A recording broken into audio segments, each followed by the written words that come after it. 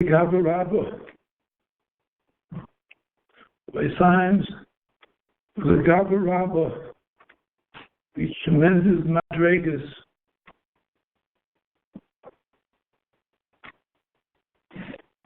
ability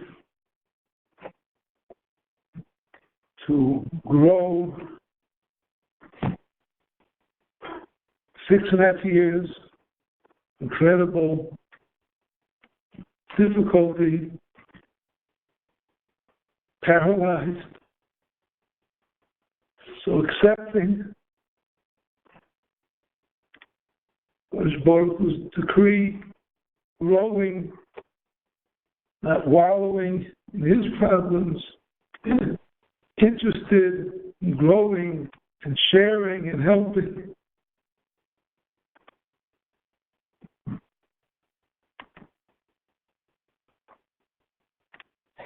Very short life, not make it to 50 years old. So difficult.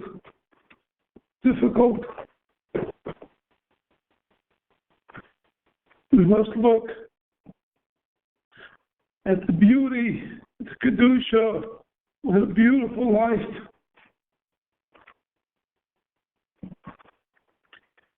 His name is Yehuda Pinchas.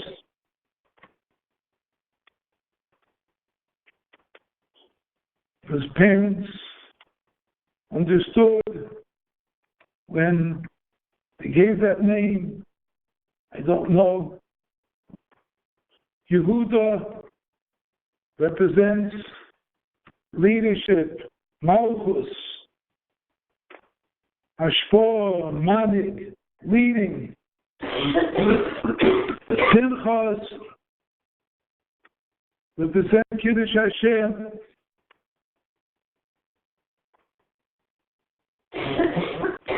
There's a fascinating few lines in Rabbeinu Bachai when we've shown him discussing Pinchas's great act. Very end of Parshas Bolek, where the Rabbeinu Bachai elaborates on the dedication, the fact that Pinchas was single-handedly taking on a Nasi, the prestige and power, the Nasi of Shevet Shimon, Cosby, a princess, such covet, was able to not be swayed by this, and Nosar Nafsho, expecting to lose his life on Kiddush Hashem. Rabbeinu Bachai says, Mosar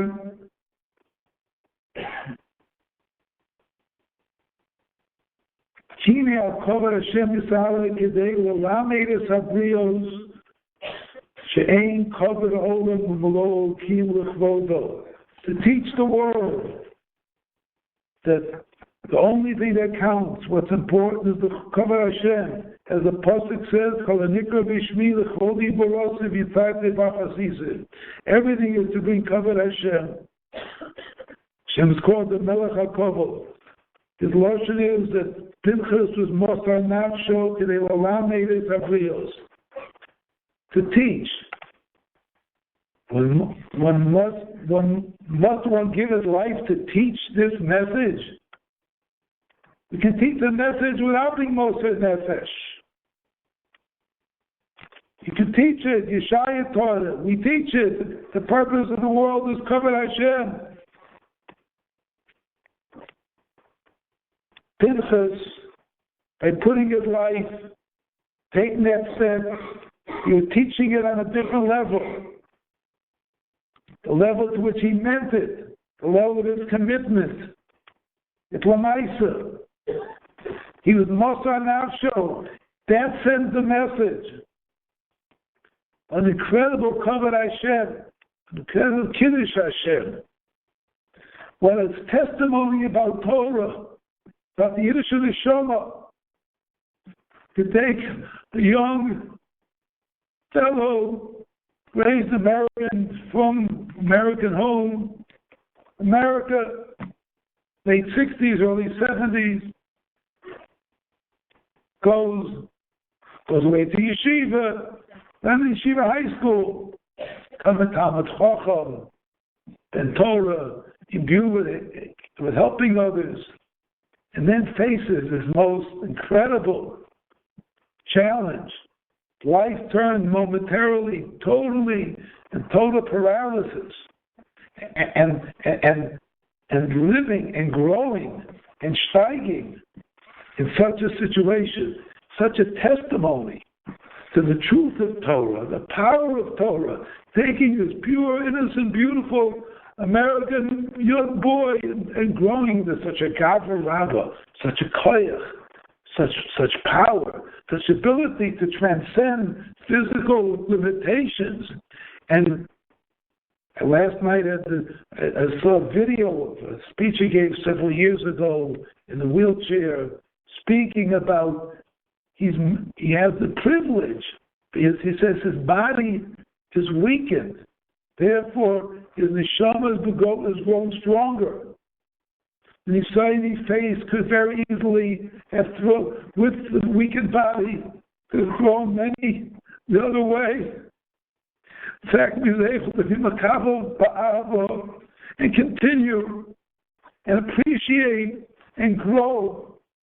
Means that even though, of course, it was so difficult for him, so difficult for his wife and all the friends and family and all yeshiva to see him such a matzav. When we have the perspective, when we see life, as Mr. Shum tells us to see life, that this world is a closed door. We see he was chosen for Gadlus. He was chosen to lamed us on, chosen to send a message, a powerful message, a message of what the truth of what Torah is, what Torah can take someone born in America with our humble beginnings, simple background, and turn him into a person whose life is, and when his body is deprived of the use of his body, the fact that his neshama grows and grows to deeper levels. As he put it, he's no longer impaired by the nisyonos and the challenges that the good presents to so many of us. He is able to see the truth, the essence of a mensch, the nitzchias of a mensch, and the purpose what we're in this world for. As Musharm describes so beautifully in the first parak, that the person is ben chayil, is a soldier and wins the battles on all the fronts. Yudah wasn't just a good soldier. I think we can certainly describe the lessons Musharm uses in Chasidus. He was a Tzava Roshum, a general. He wasn't a soldier in the army. He was a general in the army, teaching us the truth, that the power of Torah and the ability to be makabel from HaKadosh Baruch Hu's decrees and be interested in helping and being in this matzah so unselfish, interested in being mashpia, when he can only help people by the blink of his eyes. He's helping people, interested in others, interested in growing and accepting Hashem to be and sending that message. That little clip that I saw last night of the speech, he alluded to the Yerushalmi by Nekama. The Yerushalmi says the logic is the Kama. With one hand cuts another hand, you go back and strike back at the hand that cut the finger. We're all one. Klal Yisrael is one unit, and we see in that perspective the Klal Yisrael. Our yeshiva community, Klal Yisrael, has lost a very vibrant, important member, a member who reached levels because Yisrael provided with his difficult nisayah in the Mizgaber and provided such hadrocha and hashpah that there's Hashem. He goes to Olam HaEmes, where he's done so much in this world to send that message, to teach, to be Marbitz Torah, to be Mekadesh Hashem, to show it on a deeper level. He really meant it. Because the depth of his conviction was able to grow the Olam Mola. And as he grew, his wife, they just child together, grew so much, such a madreg of mishpacha, Baruch Hashem, where the Torah has been saturated in the mishpacha for the Baruch Hashem that they grew up on a few blocks away from the Shivas Atzal, and the hashpah of growing up there gave her the strength to grow with Yehuda Pinchas. And Bez Hashem, we've lost. Yisrael has lost an important chilek. The hashpah and the bria that Yehuda Pinchas was able to accomplish, especially in these last years. We've lost this important chilek. The yeshiva is so grateful for having had a yarn in the chinuch of Rabbi Symes.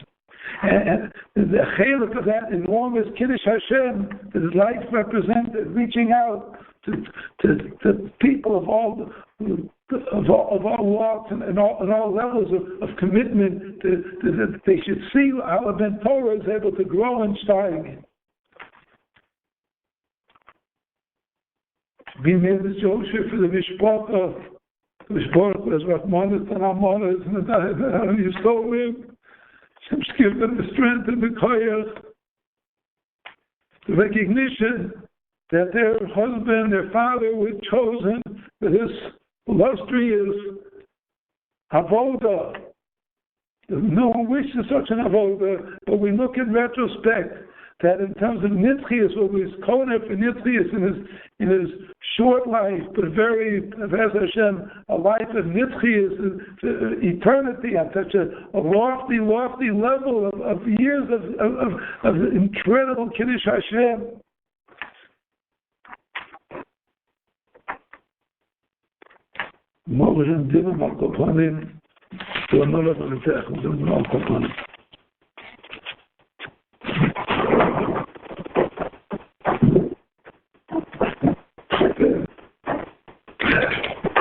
Very much the Shiva.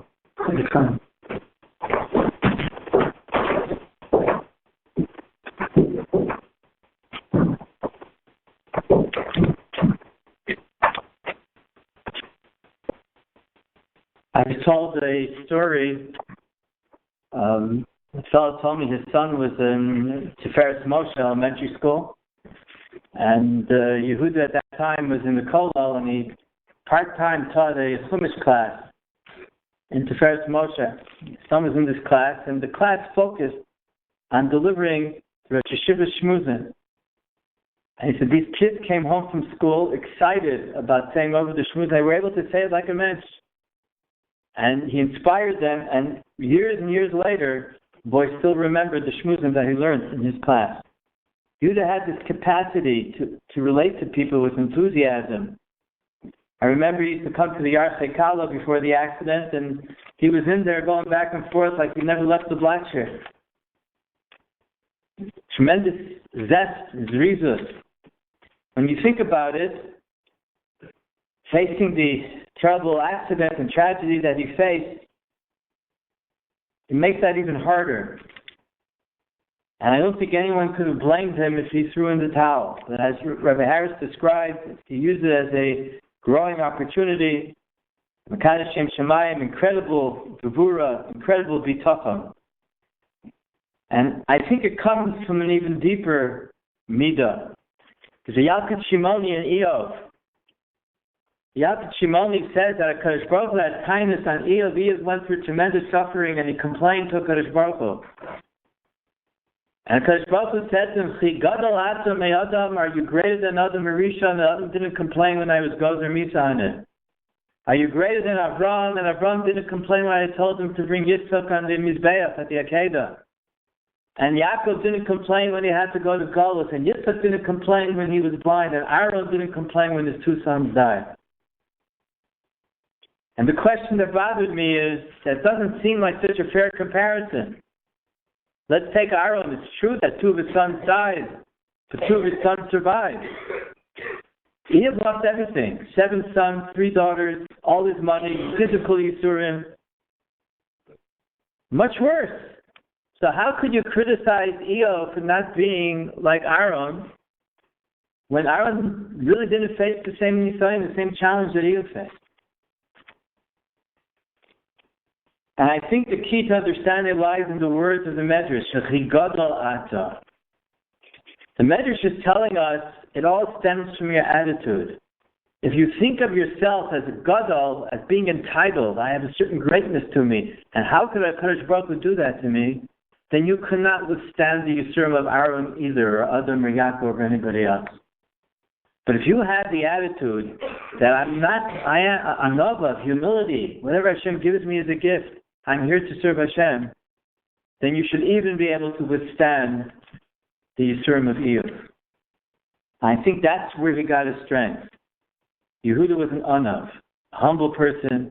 He had no expectations, no demands. And it's incredible, it is hard to believe that a person like that existed in our generation. It makes us think of earlier Doros, person to reach such greatness. And as was mentioned, and we all know how he turned his challenges into opportunities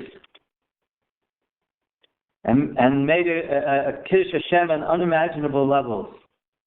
I recently said over in the yeshiva, there's a Bereshis Rabbah, Medrash Rabbah, Bereshis Taidalet Hey, that says that when Yaakov was leaving Eretz Canaan, it says he built a Mizbeach, Elokei Yitzchak. And the Mefarshim struggle, why Elokei Yitzchak, why not Elokei Avram, why not his own, Elokei Yaakov? The Medrash says that Kadosh Baruch Hu, I'm being Mekatzer, it's a little more elaborate, but the point is that the Medrash says that the Kadosh Baruch Hu listens to the schlios of Bali Yisurim, people who have suffered. And Yitzchak was blind, he suffered. Now think about it for a moment. Okay, I understand, perhaps Yitzchak had a schlut that Abraham and Yaakov didn't have, but Abraham and Yaakov had plenty of schluts, and why not mention both? Why not say Elokei Abraham, Elokei Yitzchak? Apparently it puts you in a whole different league, a whole class of your own. Yitzchak had such a superiority in his schlios that I don't mention it together with Abraham. Elokei Yitzchak. And it seems to me that Yehuda has developed such schlios that he can't really be mentioned in the same breath with anybody else. With one possible exception, and that is Eshes Chayil, who went along with him and grew with him. And I had the opportunity to visit Ottawa a few times over the last number of years, and I went to see Yehuda and his wife. Supposedly, they asked me to come to give chizuk. But really, it had nothing to do with that. If anyone got the chizuk, it was me. And it was just incredible what they've accomplished together. Apparently, HaKadosh Baruch Hu felt that Yehuda Pinchas has done enough in this world. Now it's time for him to advocate in the Olam HaEmes. I am sure he will accomplish more even there with these chlios. Person is Mekabel Yisurim. The chlios that he brings, it's just beyond measure. So I know that he will be made Yosher for his Rebbetzin, for his children, for his family, for his community, for the yeshiva, for his friends, for all those who know him, for all of Klal Yisrael.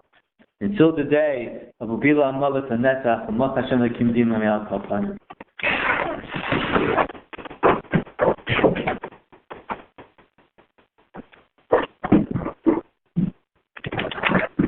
Now, it's an old Rabbi and a long-time family friend.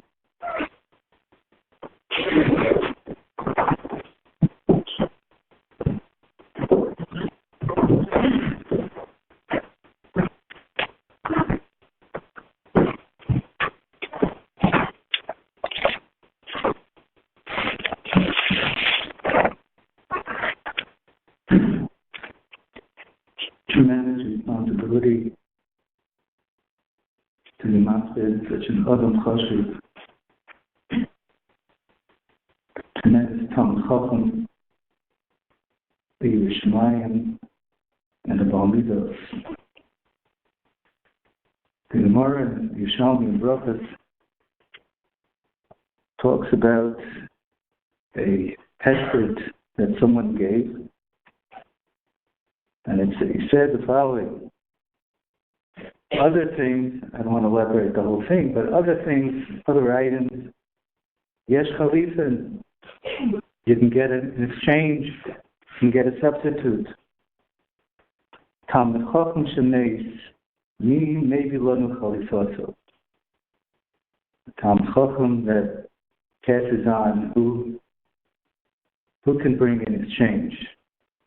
There's no exchange, and the plain Moshe says, "Avol Talmud Chacham shemeis, mi maybe lonu the chesron shel zeh yevshul malos." You can't fill the chesron. And why not? There are many Talmid Chacham. There'll be other Talmid Chacham. I think the answer is that every Talmid Chacham is unique, special qualities,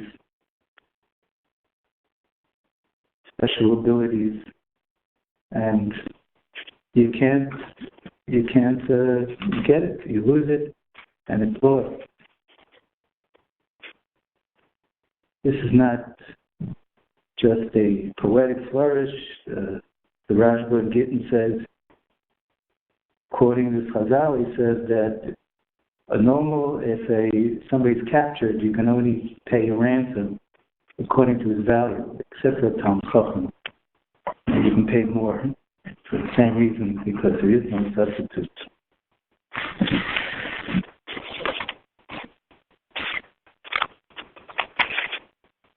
He's a very special person.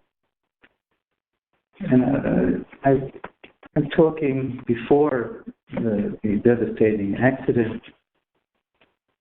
I remember in his early years in the yeshiva, he didn't have it so easy. His parents passed away. Rahman al-Zom, when he was very young.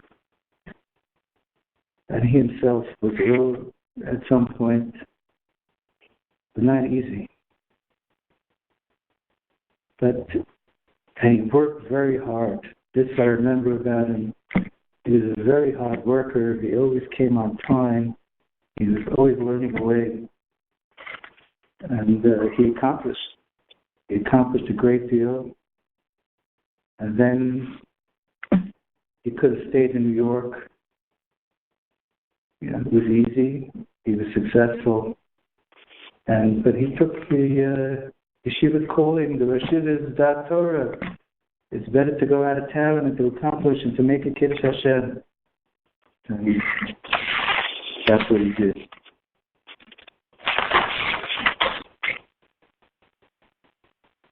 The Pasuk in Mishlei says, Kisheva Yipol Tzadik, become. The Metzudah says, Ki Afma Tzadik Nofel Sheva Pa'amin, Yatzer V'yikol.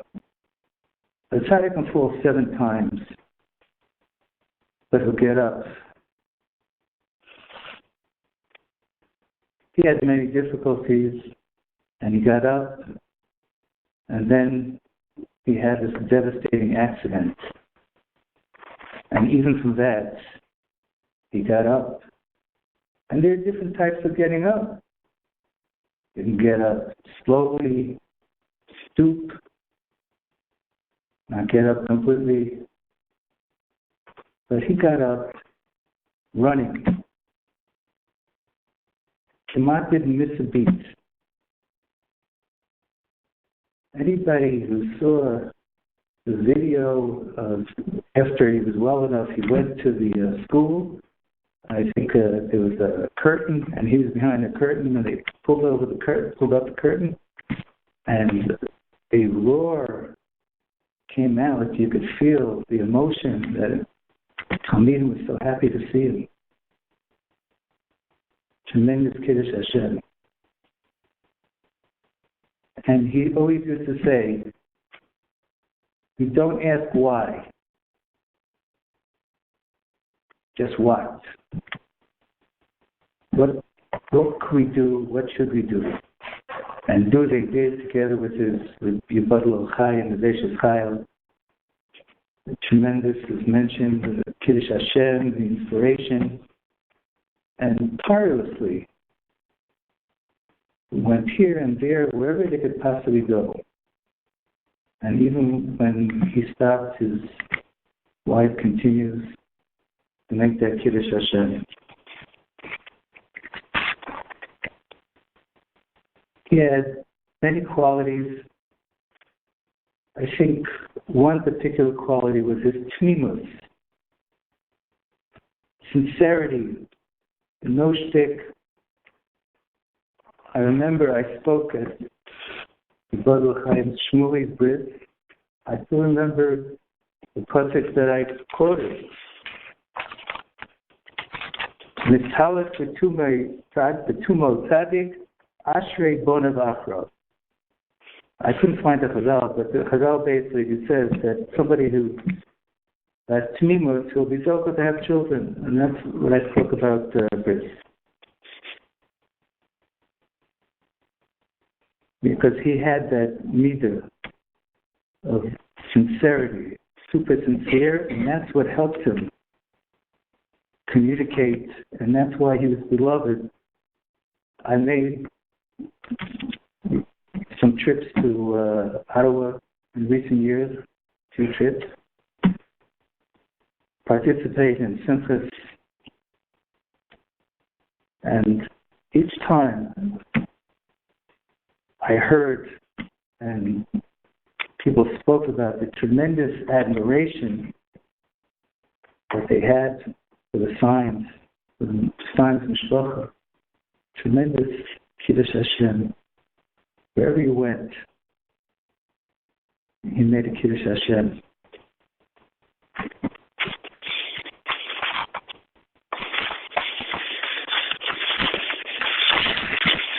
Once there are Sefer Hasidim, he says, Kol Dvar Tsar She'odem Sodo Ba'oso Inyan Osim Tova Lazaro. And he quotes the same pasuk, Ashrei Bonav Achros. That something that a person went through tsar will turn out to be a tova to his children. From Hashem, there should be a skos to all his mites and tovim. Should be all the mitzvahs that were done with tmimus, and a great difficulty should be a skos for his children. It was mentioned that he lived a short life, but Chazal talk about Mesuka Patrick and Kehelos Mesuka Shina to Eved Imat Imharbe Yocho. Sweet is the sleep of an Oved Hashem, whether it's a little, a lot, Yocho, he will get a reward.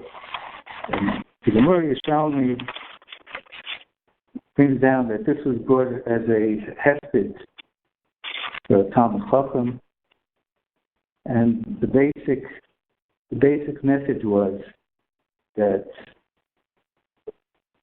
this Talmud Chacham learned in 28 years what somebody else could have done in 100 years, and therefore he gets the same reward. So I think we have to look at it in that way too. Yehuda worked very hard from all his years in yeshiva, and he never stopped, and he accomplished much more than those less than 50 years, the equivalent of much, much more. And Yetz Hashem, he will derive the fruits for that. There's also a different, Rashi has a different interpretation of this chazal. Rashi says Mitzvah Shinat Ovid, Esolekib Imat Yemei Shonov Im Harbe Yemei Shonov Yochol Schara. Who get the schar. Hamuit Kimruba. Even though he had less years, he'll get the schar of more years. Moshe Pirnes Parnes is Yisrael. Mem Shonov Shmuel Hanavi Parnes Eser Shonim. He was the leader for 10 years. The Shaklu HaKosev. And the Pasuk equates him. So Hashem took him away. Hashem does not take the schar. So he will be zocheh to that schar. And yes, Hashem, there will be a schus for his family and a schus for all those who are close to him, his wonderful wife and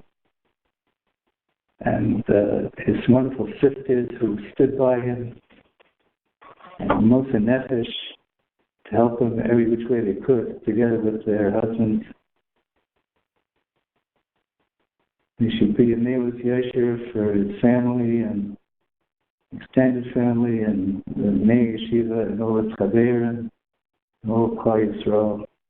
The Bila Amalek from Netzach Machashem Yim Yalkafam.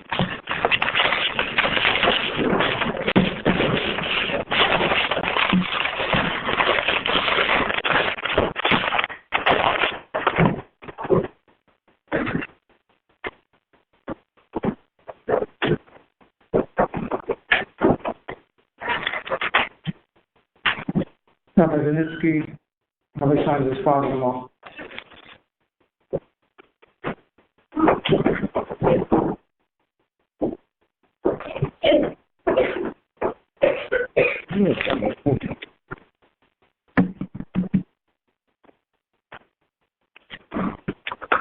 First, I want to say thank you for coming. And if I don't make it through the speech, I will start at the most important part first. I spoke with Rabbi Finkelstein, the rabbi of Beth Tikva in Ottawa. I thanked him for last night, where 400 people showed up, approximately. And 6 inches of snow on the ground, 6 inches of snow on the ground, and hailing coming down. Kamath filled the shul. We were debating to have it in a bigger shul. I said, Baruch Hashem, when I got off the plane, that this shul was closer to most of the people. It's not driving weather. So this morning he tells me, you know what happened? He got a phone call from the Colombian Broadcasting Company that produced this video that Rabbi Samuel is talking about, that shows us here that video that he's just talking about. But Rabbi Simon returned to school. And they opened the curtain. I saw this video. It's breathtaking. There is a 20-minute video, or that's a video. There's a 20-minute thing on the broadcasting company that started in the year after the accident, 2 years after the accident, about 20 minutes. The following, that was on Pesach time, the following Pesach, another 5 minutes was added on the following interview to this. Rabbi Alvaro Ginsburg and I took one of these recorders when I came back on the first interview. I said, here, Rabbi Ginsburg, let us listen to it. We were in the street, on Garden Street, burning to Garden Street, to come to my house. We sat down for the full 20 minutes, and he told me, can't believe this. But he heard a bit on the videos, on the audio. He gave me a box of tissues too. You can get it on the Colombian Broadcasting Company. I forgot the date. It was May something, but go back 6-7 years. 2001 today. I'd like to ask you, there were over 60 minutes, of course, in the United States. from the book in the company. Who heard of that? That's 60 Minutes. The Canadian 60 Minutes is that company. Do you know how many people listen to that? 2 million. How many times? The first year, 10 or more times. It was 9 a.m. in the morning, 7 p.m. at night I heard it. 2 weeks later, Pesach again. In the summer, they had the best of the year, and repeated over there. Rabbi Simons got on the blog and stuff, and letters and writings. Some was interviewed from far out, Jews, war from over at Albuquerque, whatever. I said, dude, where did you come from? Name was Perlman. They all contacted you, and they heard it. They felt excited. They felt like this. Where did he get this strength from? Communication to people and the people. And as you all know, he spoke in the yeshiva and he spoke in Eretz Israel. How he did it, how my daughter got onto that plane, who knows? I know the difficulty. How? Who did such a thing like this? You were there. Went to the wedding in Eretz Israel. Pushed himself to the family. Pushed and pushed and pushed and pushed. As Smoothie said last night, on target. Did all he can. That's one lesson you can learn from Rabbi Science. The lesson from the people, I saw some of those letters and some of those things. I don't know how many people. Billy Graham don't have that many listeners. Nobody liked this person. Nobody. So Rabbi Ginsburg and I, we listened and we cried. We cried.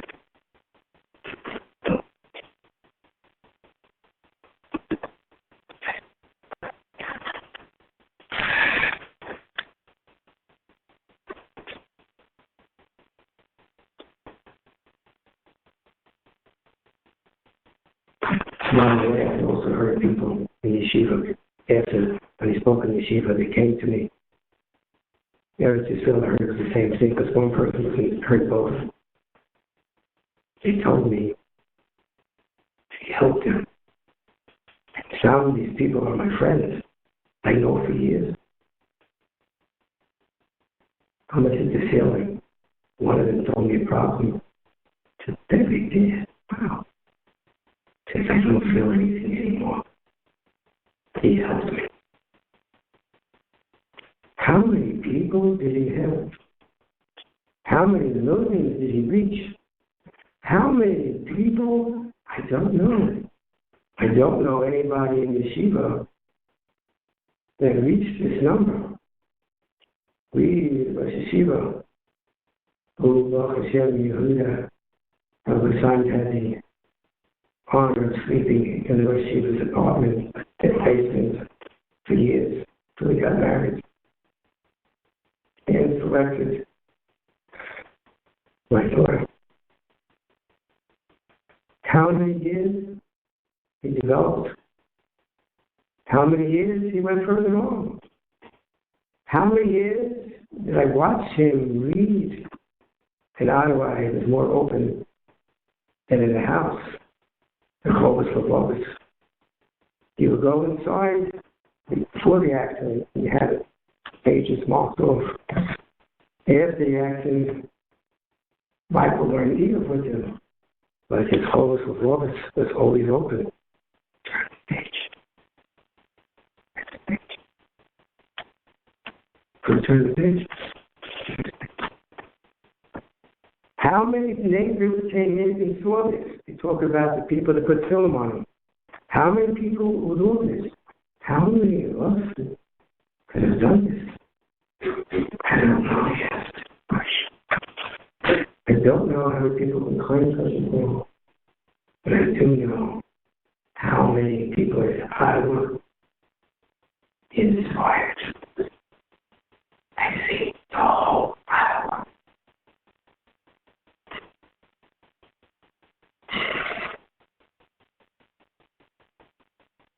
You cannot go to the big grocery store In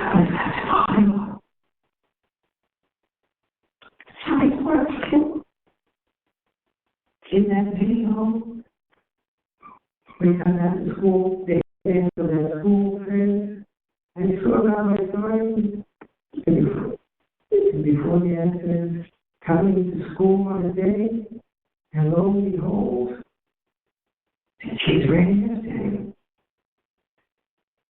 She said, that speaks volumes. Volumes. What is recorded? You can all hear this. Everything is recorded. You know, these only little gadgets. Hashem didn't record them. This is something in my life I never understood. To get to that, but now I'm getting real nervous. So as a little kid, I said, Hashem won't see me. I can hide. So, everything. Recorded. So what can I say? I was supposed to say Chazal because I can't be Shiva time. I was told to say Chazal. So I'll say Chazal. I never do the hard part. The easy parts of Chazal. And what Chazal can I have? I have 2, 3, 4, 5, and you have more seasons, so let's call it quits. And one Chazal. Yeah, Shimon.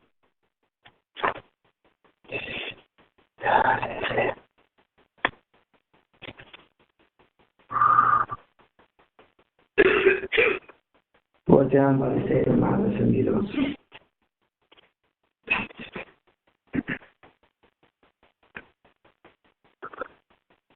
The only one rule, the whole nashachor, the whole nefesh v'nefesh sheborabach, al kol neshama she'odam malach chayav l'kales l'yosra. Ki ein shenema, as it says, kol haneshmarot haliyah. With all your heart, with all your soul. And heart he did have Rabbi Simon. He listens. Wow.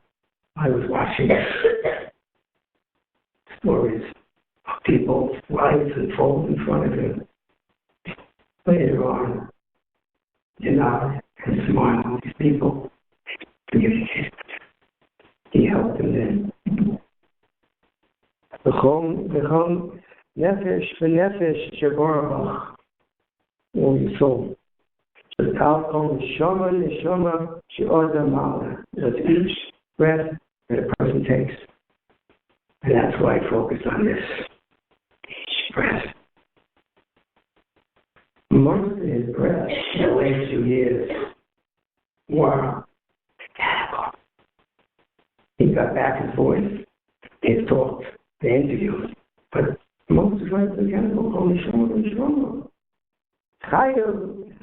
The Yotzred is responsible to do another moderator. False breath. He gave it. Shenema kol neshama haliyah haliyah. The pasuk we say every day. Kol neshama haliyah.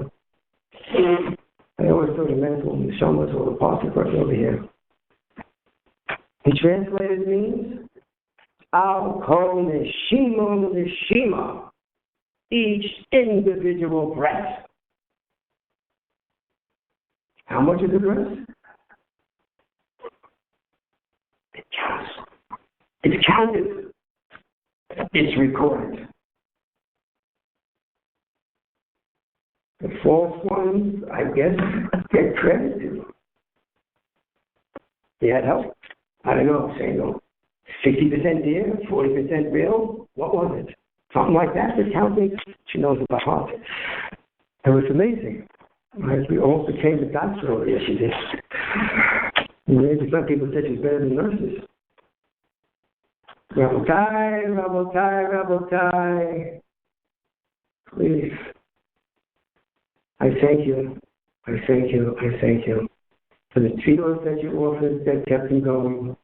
What Shiva said, I said it last night, that the tefillos, what Shiva pointed out, and I heard what Josh pointed it out. Follow tefillos, kabbalah, and do the best you can to grow. This device, not to go further, I took it, gave it to somebody else, the other boss from the yeshiva lady is. It's unbelievable. Just push, push, push the best you can. A little bit more. You got it. It's worth it.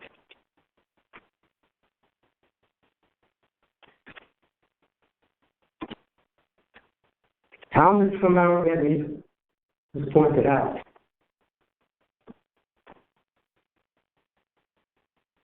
Thank my Rabbi. Yeah, Moses. Wonderful Talmud. Yehi Zichron Baruch.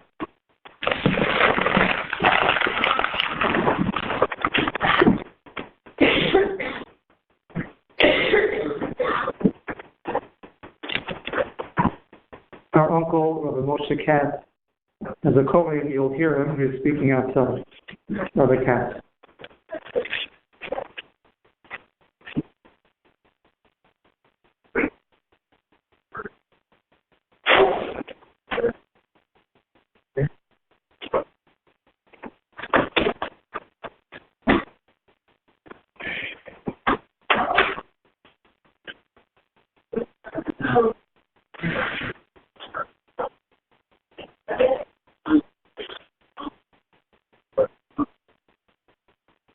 One second is not working. Hold on.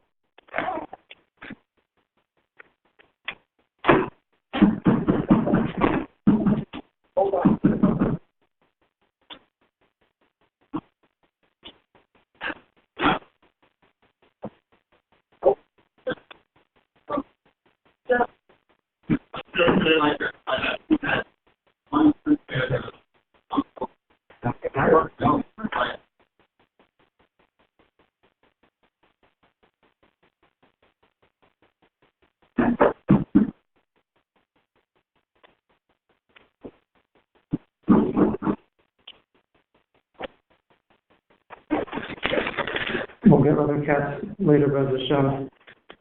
Now I call upon Rabbi Simons' sister, Becky, who came in from Eretz Israel.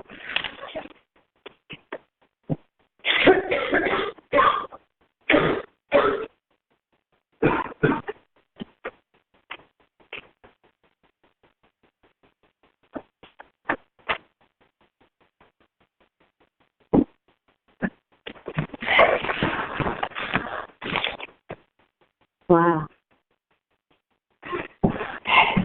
I was 2 days ago, let's say Monday, at our parents' graves.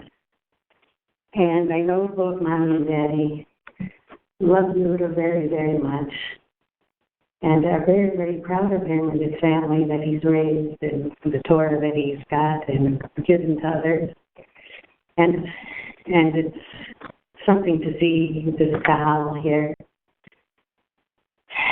I'm standing here, Yehuda, because I know that in your home, you used to tell stories to your kids before they went to sleep about our family.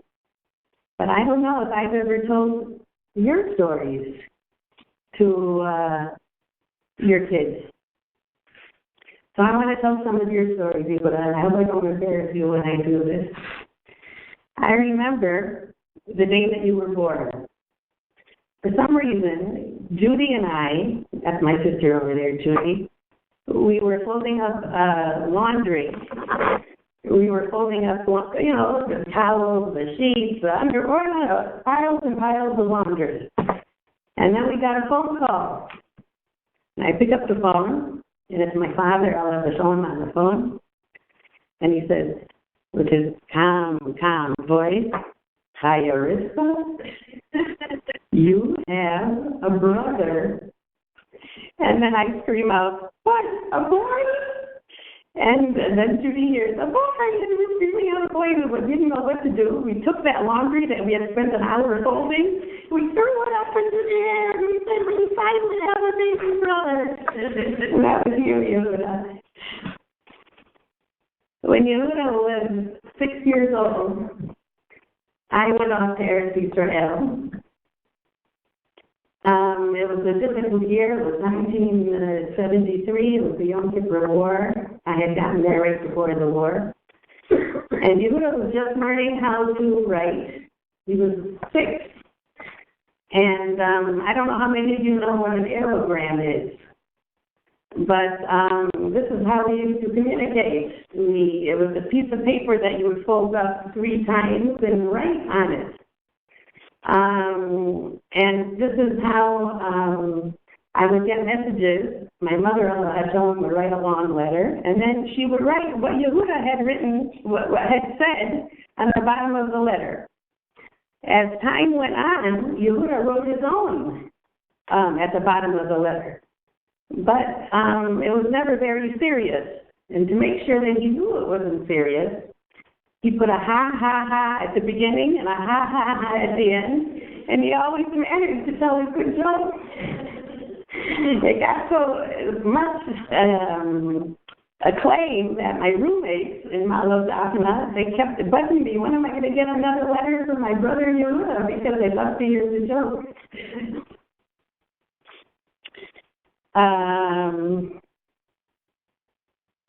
I remember going with Yehuda. I had been in Israel and I'd come back for the summer, and then Yehuda was going for the first time to yeshiva. He had finished 8th grade, and he was getting on a Greyhound bus. The whole family went down to the Greyhound bus station. And little Yehuda, he wasn't very big. He was kind of short. And this little Yehuda was getting on the bus, and he was going off to yeshiva. And we didn't know at that time that years later, we would be celebrating his Chag HaSmicha with him in Forest Hills in yeshiva in New York. I'm going to jump a few years. When I had the zchut of walking down with my father-in-law, I'm walking Yehuda down the aisle to marry Shengel. Shengel, the first time we met you, we had the impression that this was the best decision that Yehuda ever made in his whole life. And seeing you, Yehuda, being so taken up with the Vinitsky family that it took you in right away, and you had a whole family there, and it was just so nice for us to see, and we hope this continues on. It's very special. And now I'm going to jump to a phone call that I got from Rachel at work 6.5 years ago. And Rachel says to me, "Are you sitting down?" Well, that conversation changed our lives from that and on. And I don't know, those trips that we used to take to come to visit, and we always came with some kind of a trepidation, like what are we going to find and how is it going to be, and so on and so forth. But like one of the Rabbeim had also said, his optimism and his love of life, you could see that he was grabbing on to every minute. It infused us with such chizuk, and it gave us so much inspiration. I don't know, in work people said, you come back much happier than when you left. And it sounds better in Hebrew when you say, not lama, but lema. Not why, but for what. And that's the one lesson that we really learned from Yehuda that came across very strong. And talking about inspiration, Yehuda, you accomplished the impossible together with Shengel to overcome impossible odds to join us at the wedding of Osnat and Shai. You were admitted to the hospital on the day of the wedding. Nachum, you had to pull strings to get Yehuda out of the hospital in time for the chuppah. Moti was holding back all the friends because they all already wanted to dance the chassan down to the Kala, but Yehuda hadn't come yet. So they stalled and finally Yehuda rolled in, and the wedding went on. When Yehuda said the bracha Corona underneath the chuppah, you could hear a pin drop. It was so quiet. Everybody was just listening to Yehuda say the bracha. And the simcha, shaykhel, that you and Yehuda brought to our simcha was so special. Moti and I were flying high the whole Chazanah, and it had to do with that special simcha that the two of you brought to us, to Eretz Yisrael. Judy and I were very lucky that on our last visit, Yehuda was home. He looked like he was happy to see us. He was smiling. And we even saw a nice video together. And we had an optimistic feeling because Rachel was going to get working on a neural switch that read brain waves. And we were optimistic leaving a month ago. But Hashem had other plans. And all of the suffering, I can't fathom how much you suffered in this last 6 months, a year and a half, without being able to communicate. The one nechama that I have is that you are relieved from all of these nisyonot, that tremendous nisyonot that you went through, Yehuda. And I hope that we can learn from these messages that you left for us. What I'd like to end with is a message that I got from our aunt and uncle, and Margie and Harvey, who sent this just now when they found out about Yehuda's passing. And it's very short, but it brings across something that is very nice. We are all jolted by the finality of his loss. When he was well and vital, he did remarkable things for his family and for his community. He was transformed from a shy individual into a remarkable teacher, father, and husband. I remember talking to him after he received the teaching award for his after-school classes for Jewish kids who were not Orthodox. I said to him that after school was a tough time to teach kids. He explained to me that the first thing he did was feed them pizza, salad, and ice cream. Then he divided them into small groups, giving each a topic that they would research.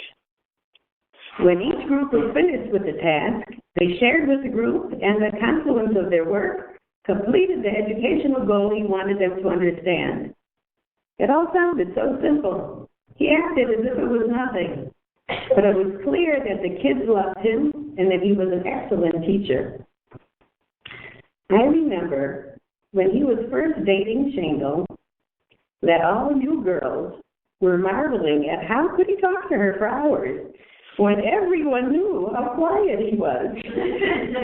It was clear that his choice for a wife had unlocked a Yehuda that was new to all of us. And indeed, she has been marvelous at you, Shingle. Few people could have done what she did for Yehuda and simultaneously for their children. We are so sad he was so young and under different circumstances had much to give to the world.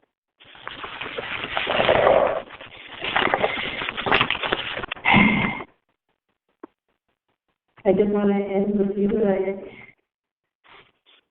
This is the Amelio shared for Shingle and for all of the kids, Shmuley and Margalit and Asta and Ari, Malka, Isabella, Elisheva, Yitzhak Isaac, Hannah Esther, Delora, and Altar Khanot Zubel, you know that is?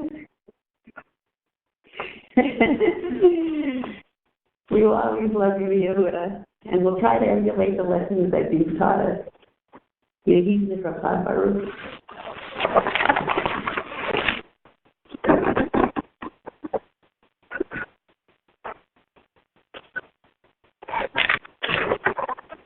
Rabbi Simon Nachum Judaism.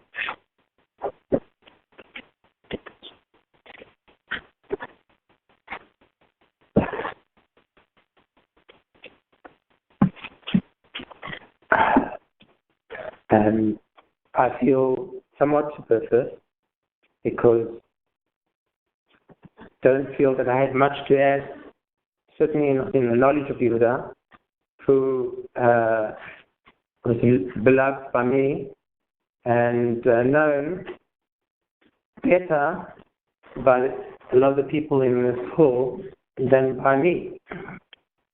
But I think that mitoch Amcha, we can get another view of Yehuda. And I say Yehuda without titles, because I think that if Yehuda were to listen to this, he would say, me? And he really felt, as has been mentioned, the modesty and the surprise that his talents and his blessings that he brought were to be credited to him.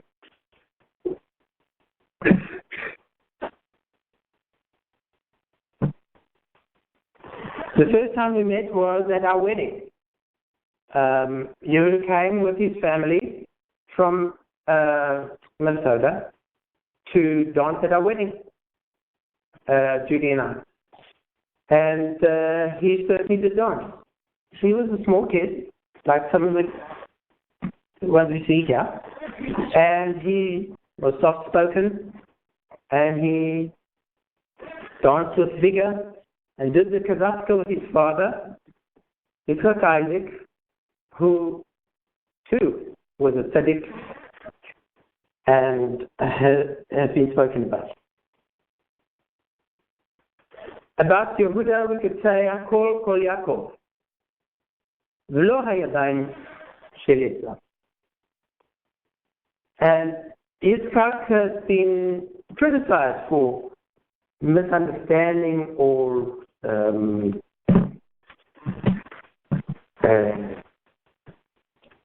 favoring Esav.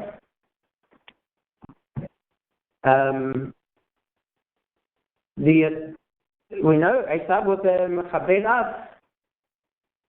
The fact that he was brought to side the fib for his father, for his parents, can be seen in a very positive light. And hands-on, working, doing, building, this is what has made man supreme in the world. And Esav is not necessarily such a negative character. But the Kol Yaakov still reigns supreme. Why? And I want to tell you a bit about what I saw with Yehuda at the time of the accident, which helped me understand where he was. We came for a visit when Yehuda was in rehab, and it was the first time that I'd seen him since the accident.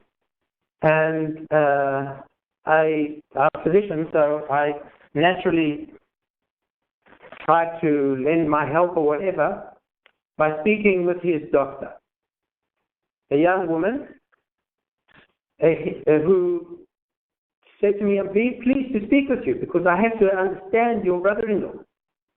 I'm Hindu. And I know that a religious man like him is steeped in faith. He's in nirvana. He is comfortable.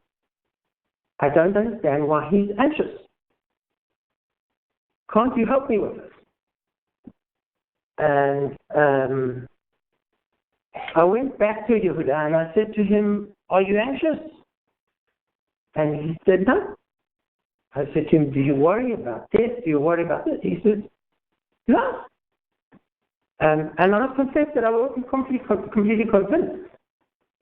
Didn't know whether I could believe him. But only later did I understand, as has been mentioned, Yehuda learned Iyov with Michael. And I, in Israel, tried a few weeks in delay to catch up with them and understand what it is in Iyov that Yehuda is seeking. And I came only to understand later that Yehuda was not anxious about dying, about his own suffering. Yehuda was seeking the proximity to Hashem. That was clearly stated when my son, who had given a school project to interview somebody in the family in tribulation, decided to do that a year and a half ago with Yehuda. And he asked Yehuda, you don't have to keep mitzvot. Perhaps you shouldn't. Why do you put on tefillin? Why do you do this? And Yehuda said, the mitzvot are the way a person, a human being, comes close to Hashem. And that is why I want to keep mitzvot as much as I can, to be close to Hashem.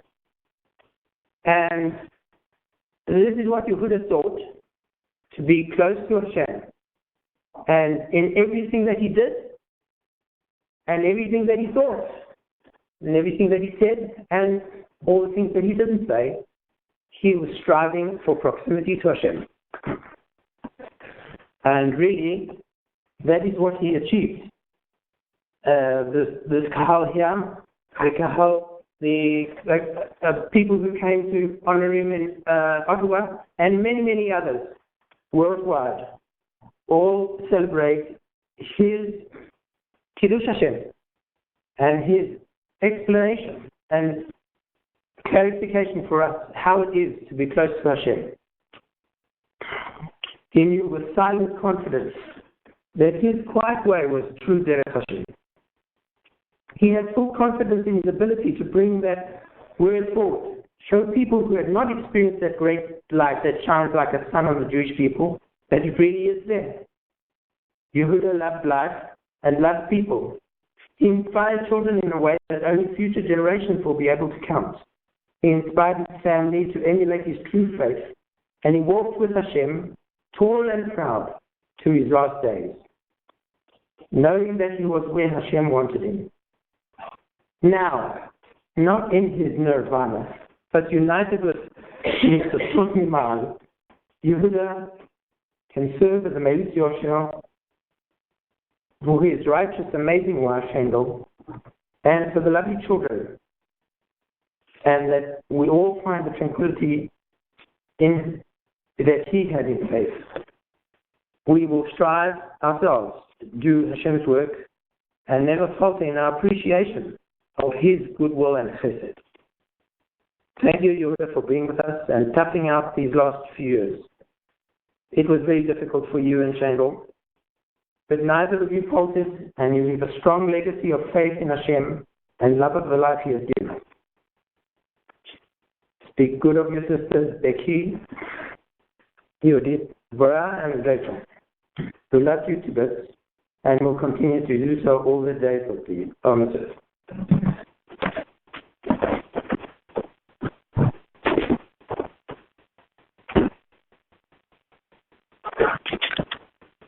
Michael Stein, brother-in-law, Rachel, his wife.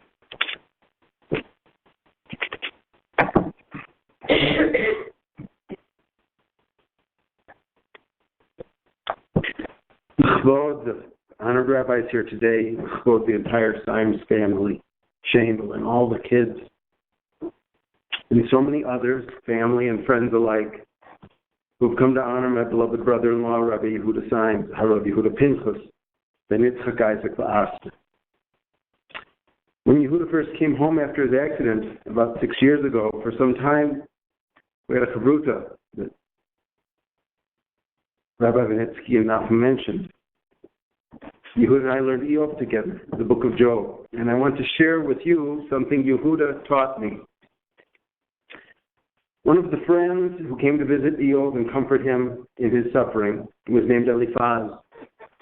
Eliphaz said to Iyov, Halo yiratcha kislatecha, tikvatcha b'tom drachecha.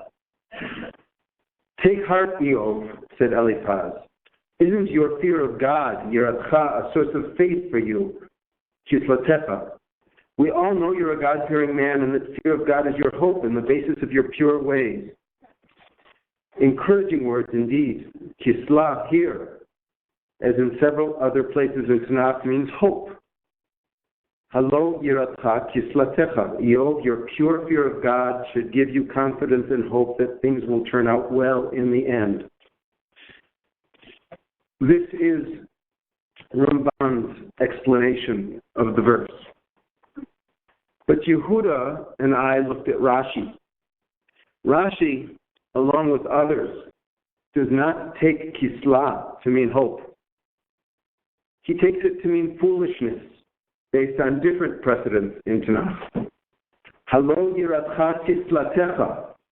Eliphaz is not encouraging Eov, but rebuking him. Eliphaz is saying that Eov's complaints are making his prior piety look foolish. By complaining now, Eov is revealing that his prior faith only held true when life was good. Such faith is based on foolishness, faith for payoff, not faith in principle. Yehuda agreed wholeheartedly with this explanation of Eliphaz's words. Yehuda told me, and I can remember it like yesterday. Of course, he said. Yehuda said he must have faith now after the injury, because losing his faith after the injury would make his prior faith seem foolish. Losing faith now would make his prior faith seem easy, conditional. But Yehuda, I objected, we know that Eliphaz is going to be rebuked by God for speaking inappropriately. How can you agree with what Eliphaz is saying? Yehuda responded, Eliphaz shouldn't have said it, but it might still be true. Of course, Yehuda was right. Oh, how often we hear someone say something true.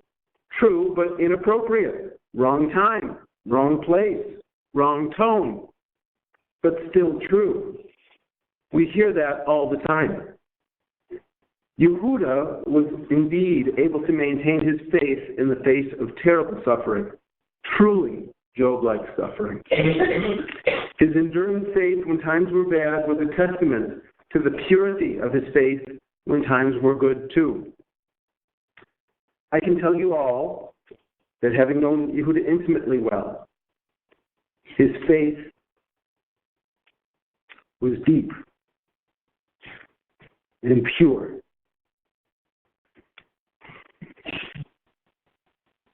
And everlasting. Yehuda was thankful for whatever abilities were left to him. As we learned in the book of Job, I asked him once, aren't you angry? Job was angry. The question simply did not compute for Yehuda. Unlike Job, there was not an angry bone in his body. Yes, though not often, as Nachum said, he felt anxiety at times. He felt lonely. And in that regard, I need to apologize to Yehuda and beg his forgiveness for not visiting more often. But at least now, perhaps I can make some degree of amends by being his scribe, his message bearer. I can tell you what Yehuda believed about his suffering. Yehuda believed with all of his heart and soul that God is good, that God has a plan that might be hard, even impossible to comprehend, but God has a plan that were we to know it, would make suffering comprehensible. Yehuda was grateful for the ability to talk and eat and teach when he lost use of his limbs. And even as he lost the ability to talk and eat, Yehuda remained grateful. He was grateful for his ability to see. He was grateful for every moment he had with Shandel, his soulmate, who taught all of us during the past 6.5 years the true meaning of dedication and love. And of course, he was grateful for each of his wonderful children, Shmuley, Asman, Malka, Bela, Elisheva, Hannah, Esther, Yitzhak. Devorah, and Nochi. I hope that each and every one of you children, all of you, will forever find peace and comfort in the memory of your Father's infinite love for you. Yehuda never stopped being grateful. And in that way, he never stopped teaching either. In the ICU last week, as the end came near, Yehuda had one last moment of clarity and pleasure when a large contingent of his family arrived at the hospital, not only children, but his new children-in-law, Margalit and Ari. When a large contingent of his family arrived at the hospital straight from the airport, that gaggle of familiar voices aroused him. His eyes were focused. He smiled at jokes. You could see his love for Shendel, for his children, for life itself. You could see his face. You could see his face in his eyes. Thank you, Yehuda. Thank you for teaching us what faith is all about.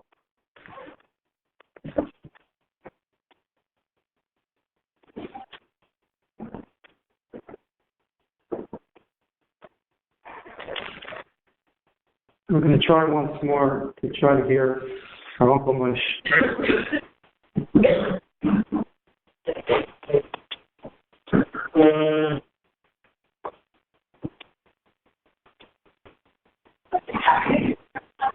What? That's a good idea.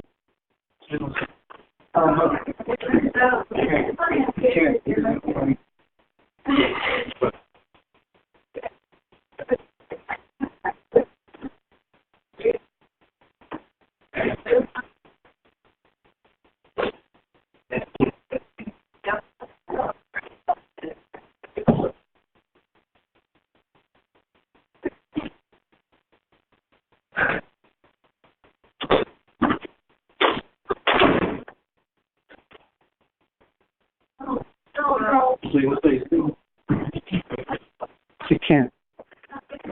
It doesn't reach where he needs to go. Thank you for your patience. Maybe we should have been there. There we go.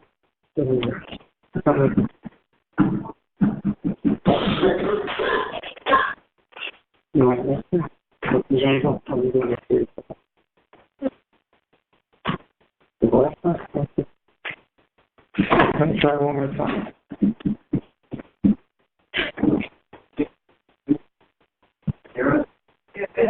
Yeah.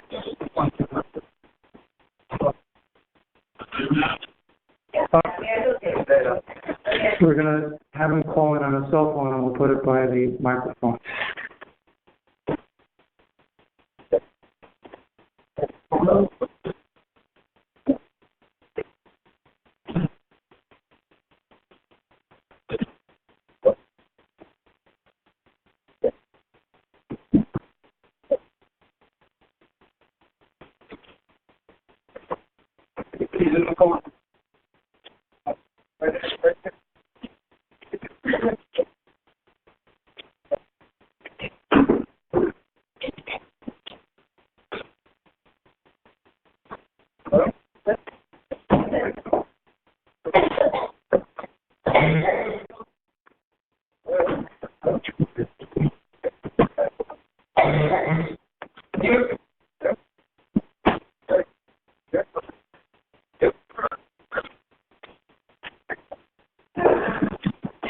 Try.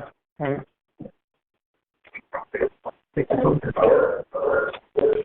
No, it's not working. It's not working. It's not working.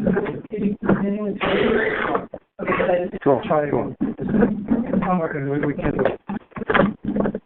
12 more. No, it's working. This is working. Okay, sounds good. We're going to go. It should work. We usually do it on the No, it's just, we're going to Cool.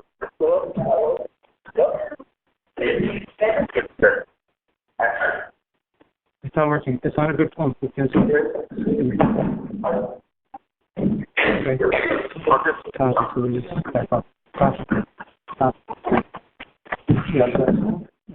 is still working? Yeah. Talking to a detective?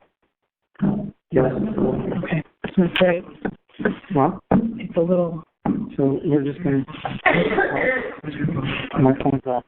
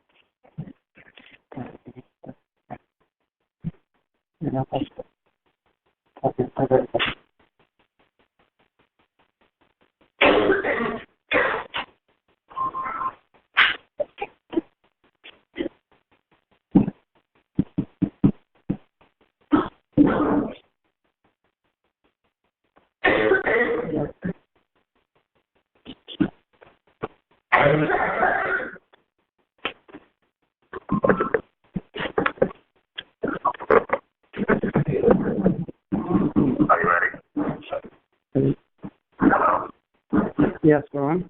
What is that? Yes. Yes, yes.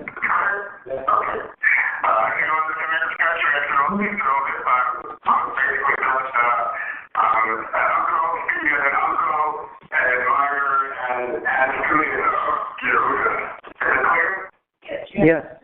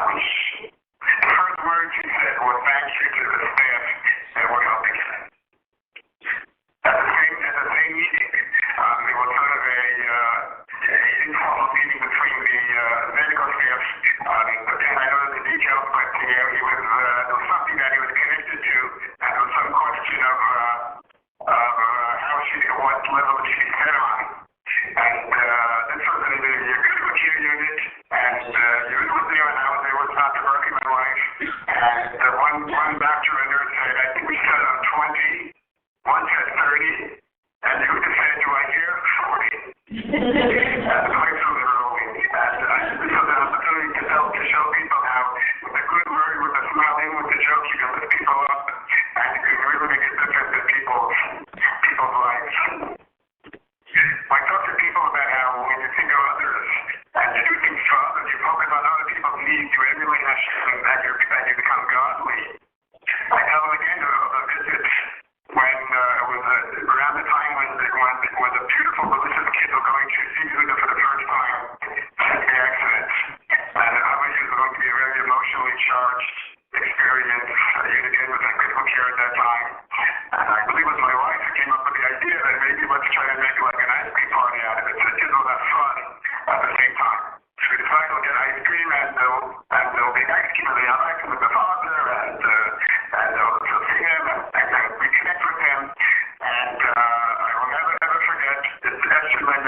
store, the supermarket, my wife and myself, Dr. Russia and myself. We got a phone call from Shingle, and Shingle said, special message from Yehuda. Please make sure there's enough ice cream pops for all the nurses. When you tell people about your nephew, a regular guy, in such circumstances, who can't be seen so great, that can only think about other people, it makes them want to grow and to emulate. It turns out that time there was some extra ice cream pops left over, and the science kids went out to the corridor, they pretty much cheerleaded, giving ice cream pops to every doctor and nurse that they saw. Not because you didn't tell them to do it, because you wasn't able to tell them. Because they knew and they saw by example that at his core, he's a person who thinks about other people. On Rosh Hashanah, I run what's called the Gideon service, where people who can't appreciate the whole davening, and I do things like Shema and Modiani, and I introduce the creation of Shema with all the introduction about the meaning of Shema, different ideas, and then I tell the people how, again, one of our visits to Ottawa, Yehuda reached a milestone. For quite a while, he wasn't able to turn the pages of the Siddur, and couldn't lift his hand to cover the eyes to say Shema properly. And when we were there, he told me that for the first time, he was able to lift his hand and cover his eyes and say Shema like he's supposed to. And his words, which I will never forget, his words were, I cried rivers of tears that I can say the Shema properly. And I was in a room with people who even read the Shema in the Hebrew, and I told them, besides all the meaning we've discussed about the Shema, let's look at going in to cover our eyes and think of the lesson that Yehuda taught us, that at the same time we should be thankful to Hashem that we're able to lift our hands. Just about to lifting our hands. A few months later, we had a Hanukkah party, and virtually everyone who knows me, even people who never met me personally, they get my email, cover messages, they know about Yehuda, and they all ask me how Yehuda doing. At the Hanukkah party, there was a mom with her daughter, 5, 6 years old, and she said to me, how is your nephew Yehuda doing? And she turns to her daughter, a 5, 6-year-old daughter, and says to her daughter, do you know the man that we talk about every night when we say the Shema? That we thank God, we raise our hands and cover our eyes, and the lesson that man taught us, that she knows that that's Rabbi Katz's nephew. This woman today at the kosher home, the child is going to a religious camp. Many things that go into that, but on a core level, things like that, hearing about Yehuda touched her at the very core and ignited the desire for her to live Jewishly. I talk about Modani and Rosh Hashanah. And we talk about the Neshama, and it's kind of hard because people can abstract ideas to ideas. They don't really relate to that in a very real sense. And I tell them, I didn't actually get it from you myself, but there's actually a Rabbi Butchermovich in Chicago who lived in Ottawa. A tremendous admirer of Yehuda. He took a photo for the Yehuda when he was a critical community. He was the model for the Kanohi. And we had a Purim party. I work for people who are novices Jewishly, and I want to tell you about a special person. Talk a little bit background about Yehuda and the accident, the challenge that he faces. And he said that Rabbi Yehuda says that this body thing is overrated. That's what also profound. Holy words. His body thing is overrated. He said he always was in a Neshama. He's still in the Neshama. He hasn't changed. His body just doesn't work. There are people we can never do as other people, but there are people who have that type of challenge, and they're all fall apart because things that were most important to them in their life, they can't do anymore. If that's what's essential to their life, they can't do it anymore. You would have said, I'm the same person as before, my body just doesn't work. And I tell people that this was the person who loved camping, not those guys, he was a regular guy who loved to do physical things, he was athletic, but nevertheless, he knew at the very core that he was a Neshama.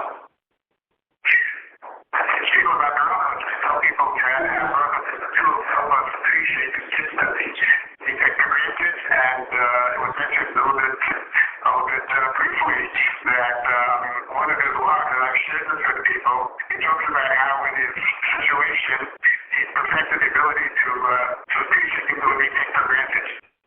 He talks about what it would be like if he couldn't see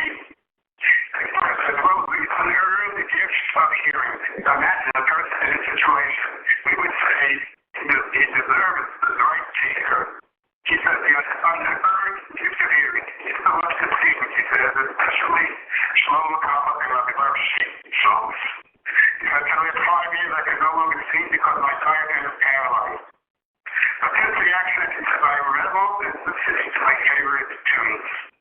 Not just it takes his time, it's a pleasure. He reveled in listening to my favorite tunes. For a person so compromised physically, to revel in the joy that he can listen to it, that he can no longer sing, is absolutely breathtaking and inspiring. And years ago, I heard that Rabbi at the top, when he lost his eyesight, he was blind. He used to say, Yosef Osher, Hasaneach B'Chelko. Who was a rich person, someone who's happy with his lot, and he gave it truth. He said it means Hasaneach B'Chelko, where we lose part of what we were able to do. We should be happy for the rich person to appreciate that the part that he still has.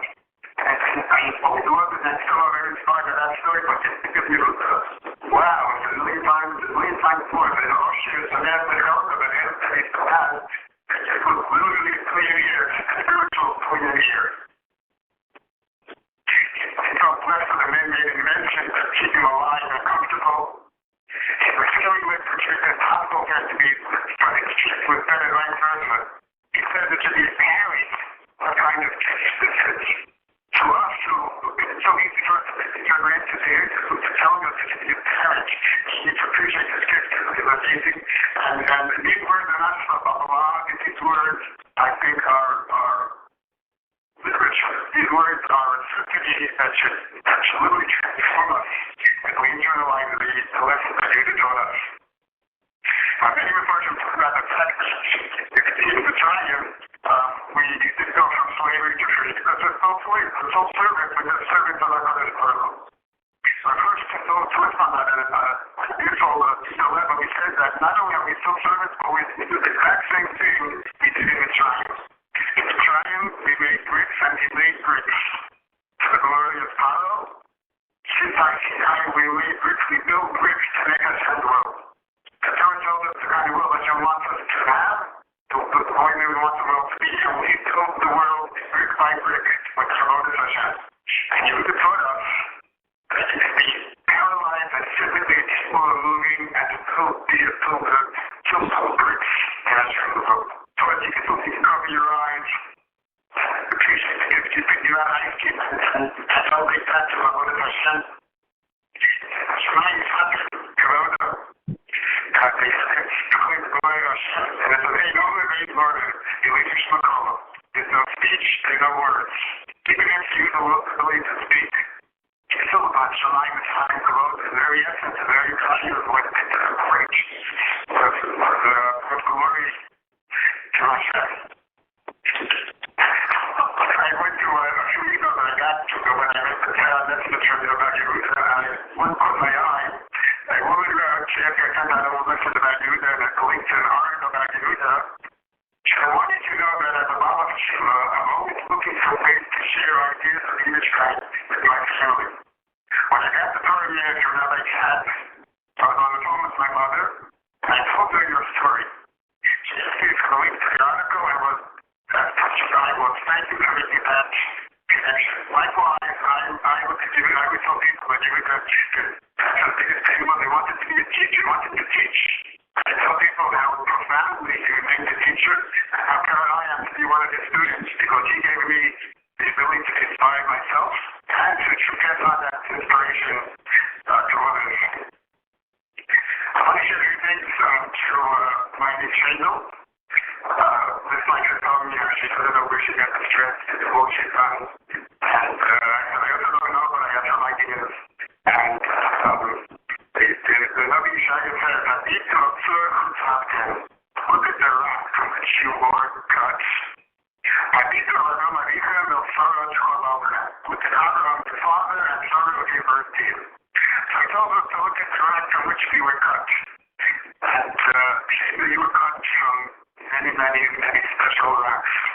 First of all, Yehuda's family was personally covered so much people, they were pillars of the community in Minneapolis, and we know how insistent, how special, and the deeper relations they had with each other, and the deep commitment that our family had.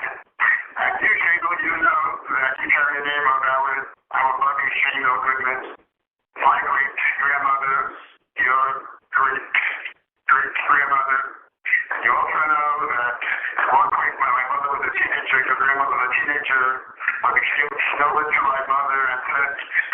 if at all possible, that you should have a child named in your family after me, because she knew that it would remain strong for truth.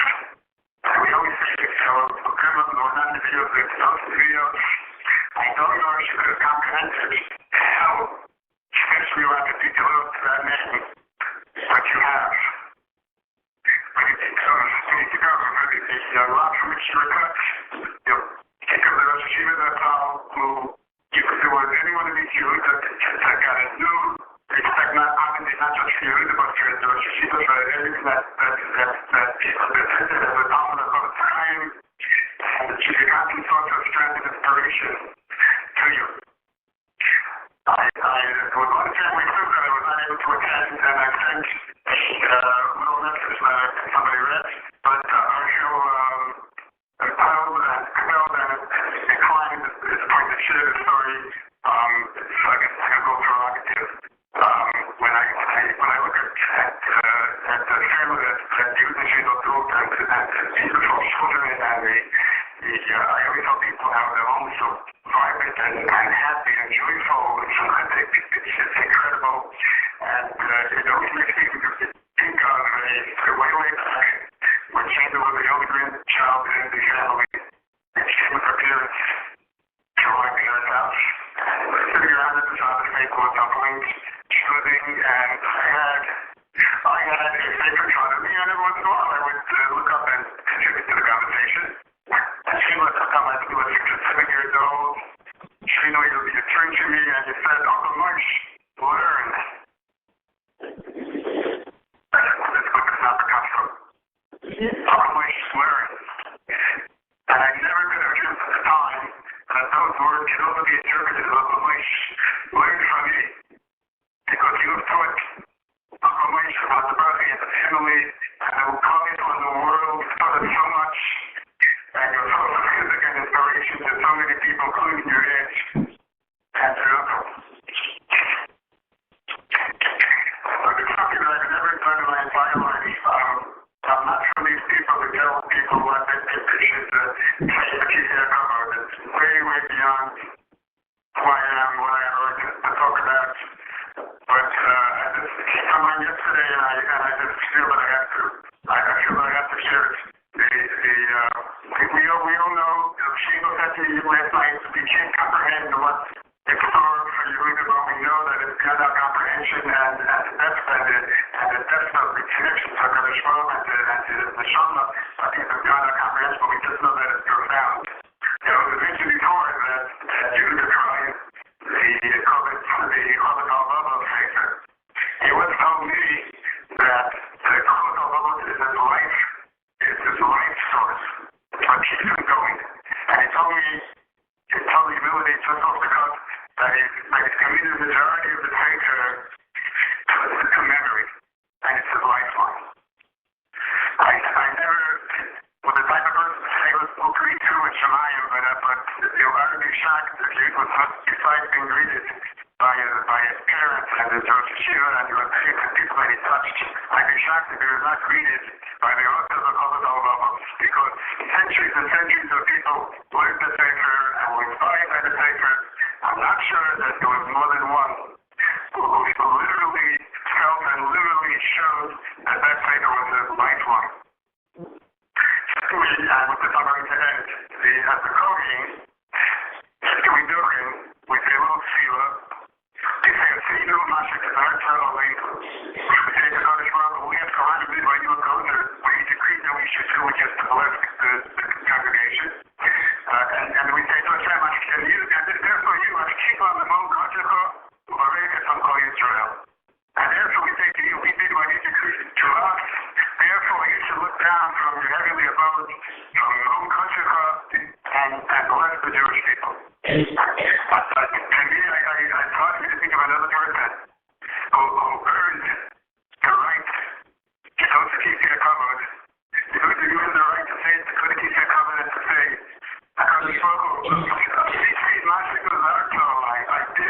I accepted what you were going to decree upon me, and it was said before you, that his father, his wife, believed that it was from Kadosh Baruch Hu, that was his calling, that was his challenge.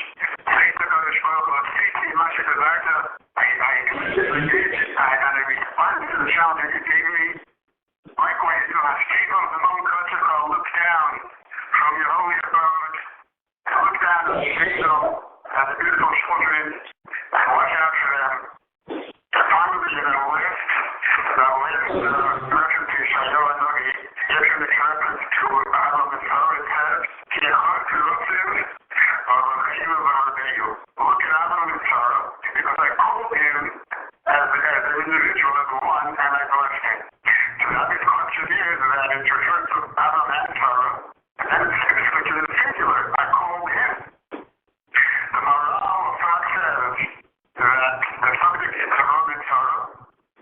Echad trusted is going on Adam and Sarah because they achieved total unity. Everything that they did, their mission to bring Kedusha to the world, they implemented one, and they were one entity. So that's the Rabbi said, remember Sarah and Abraham, I called him to one that unit. And Shado, you on the deepest, profound level, you do one in everything you did your entire life. All your aspirations, all your goals, your decision in life, what to do, where to live, how to be Rabbi Star, how to make it to the Hashem, how to live up to the challenge, how to fight, how to go on, how to give inspiration to create an uncle to thousands of people. So, I know you won't lose sight of where you come from, of the source of strength in your life.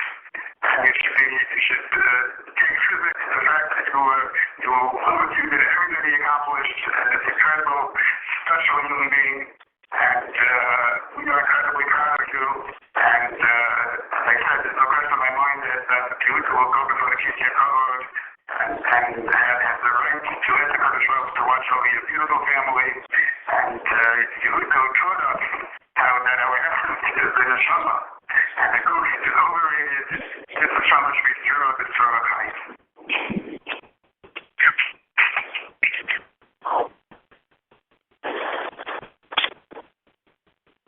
I know the time is late, but we just have a couple more, and we do want to give an opportunity just to round out the picture. So I just call up Rabbi David Berger, who is a dear friend and father of Yehuda's in Yeshiva, and in Ottawa as well.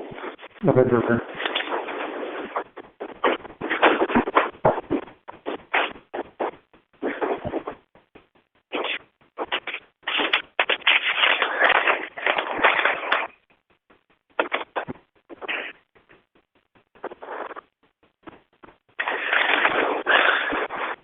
When Eliezer called me last night and asked me to be masted, so I said, yes, of course. And then right after I hung up the phone, I was thinking, there were so many other Chaverim who knew Yehuda so much longer, they were so much closer. But then there was one thing I remember Eliezer said as he asked me, so, well, you sort of, knew him during his Hillel years, and were with him during those times. We were college together.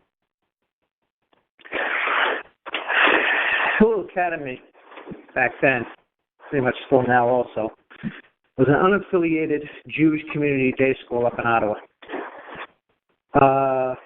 At the time, it was, when I started there was a principal, actually by the name of Doris Bronstein. She was somebody who was not observant, but she had a deep commitment in her own way towards Jewish education. And she didn't know why exactly, but for some reason she had the impression that there was something special about these rabbis that came from America. Somehow they connected with the kids, and they made an impact, and we needed more of them. So we heard that there was this, we heard about Yehuda, that Yehuda was interested. He had a position in Tiferes Moshe at the time. I think he was teaching 5th grade. And that they were looking for a position out of town. Thinking back about it, I was discussing this with somebody earlier, that, it's hard to imagine, somebody who was not a struggling mechanech by any sense of the meaning, by any sense of the word. He was an outstanding mechanech. So much so that he could have stayed all his years in the New York area. He could have grown. He could have been Marbitz Torah. He could have done amazing, amazing things. And yet, that wasn't enough.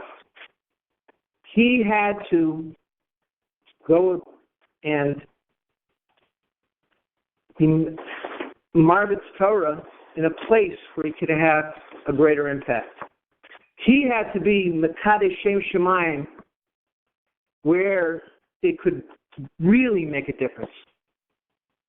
So he and his Rebbitzin decided, when this opportunity came up, that they're going to leave the quote-unquote comforts of New York, the close family, and come up to a community of Ottawa, to a school that was by no means stable, to a position where they felt they could be Mekadesh Shem Shemayim even further. And when he came, it was instantly obvious that he was something extremely special. Kids loved him. I can't describe, to the degree, they described like when he came back after his accident, how all the kids ran up to see him. That wasn't just after the accident. That was an everyday occurrence. Rabbi Syme's class. Oh, we have to go to math. But Rabbi Syme's Chumash class. Wow, that we really got to go to. They were all psyched about it. They loved it. He made them love Torah learning. And we're not talking about religious kids. We're not talking about frum kids. We're talking about unobservant kids. 98% of them, I would say, were in Shomer Shabbos in this school. And yet this is the impact that you had on them. I remember several times I was talking to a parent. One of the things that was good about this position is that, it had a dual purpose. On the one hand, you were able to speak, you had an influence upon the kids, but also you had an opportunity to, be makarib and to work with parents as well. And more than one time, I would be, let's say, we lived on the opposite sides of the city. I lived on the east side, lived on the west side, maybe came up the east side for something. One Shabbos, and there was a parent there, and I was speaking to this parent about something, whatever, and she said, "Oh, is that Rabbi Symes over there?" I said, "Yes, it is." He goes, "I have to go meet this person. He's unbelievable. My kids love him." It happened. I can remember several times that it happened. This type of thing, and I think a lot of it has to do. Actually, I know a lot of it has to do with the fact that. The Rosh Yeshiva has a famous shmooze in from the Das Canaan, the end of Parshas Bereshis over there. From Ben Azai, the Ben Azai says that the greatest thing, the basis for all Beinodam and Chaveros from is based upon the B'Tselem Elokim Moros, so that a person is made in the image of Hashem. And the Rosh Yeshiva points out from the Das Canaan over there, he learns out that it's actually easier to see the tselem in others than it is to see it in one's own self. And that was Yehuda.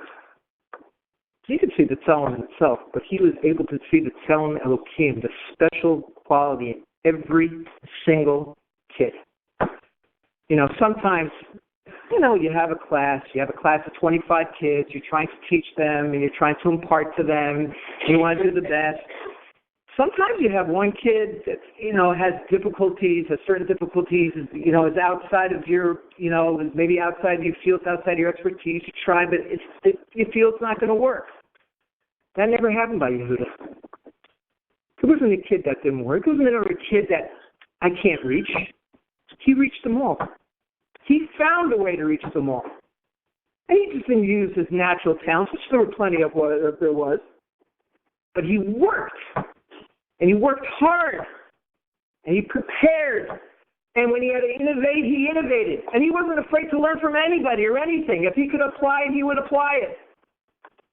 I remember there was one time they sent us down to New York for a Jewish history conference to learn a thing, and there was somebody came up, they showed a certain trick at the beginning of the conference, a cutesy thing, whatever, and he used it in his classroom a few days, the following semester. Another time there was a certain film that somebody showed, also education, not a Jewish thing, but he was able to say, I have a chap over here, something new, something that could be used. There was no avenue that he wouldn't try. There was no way that he would ever leave a kid behind. He loved these children. And they loved him.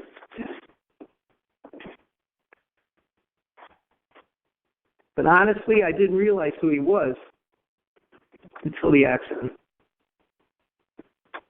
It was only at that time that I realized that I got a chance, that I was really working alongside with the Gadol B'Yisrael. Not to say it was easy. He struggled. He struggled. And he accepted.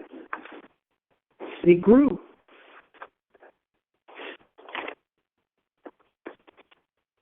Still remember when it was that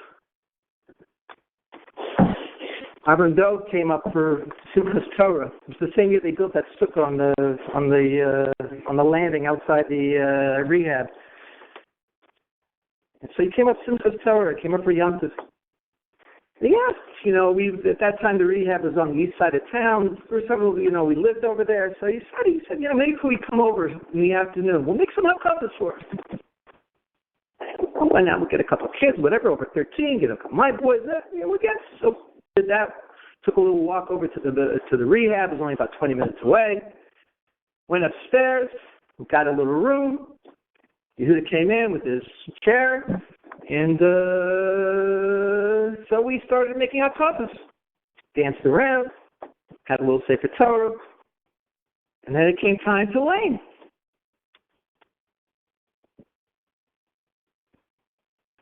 And Yehuda at that point, he got an aliyah. And he cried as he made the bracha. First aliyah he had since the accident.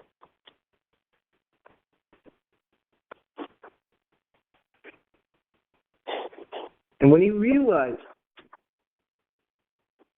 that he wasn't going to move, that like when we come along and we want to feel we have a twitch on our nose, we scratch it. He couldn't do that. That was a whole effort for him. Finally, after months, he was able to move his arms a little bit like this. He was able to go up, with difficulty if he could hit it the right way. Now there was a new mission. He wasn't going to just teach 25 kids in a classroom. He was going to teach thousands. He was going to become a motivational speaker. And he did. And he motivated. You heard about how the CBC started correcting the Canadian broadcasting system. Did several interviews, and how many people were touched by it all across Canada, across everywhere else. How many articles, how many times in different places he spoke. The local Kiruv organization, they honored him one year. 500 people, bigger than this auditorium. 500 people, not from somewhere, but not affiliated necessarily in any way. 500 people when he got up. They stood up to give him a standing ovation.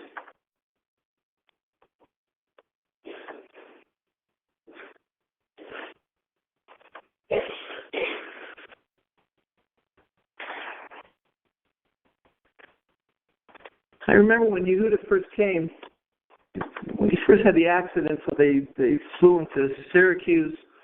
He was there for a month, and then he was transferred up to Ottawa, not without much warning, as Rabbi could tell you. But they took him up, and they put him into the ICU in Ottawa, in the General Hospital. And I remember I went in to see him. And I noticed, they have like a little card by each patient, so that, that the different caregivers, the nurses, and so on and so forth know how to address him. And I noticed on his card said, Mr. Symes. Mr. Symes. Picked it up. I went over to the nurse's station. I said, sorry, but you have to change this. I said, Mr. Symes. It's Rabbi Symes!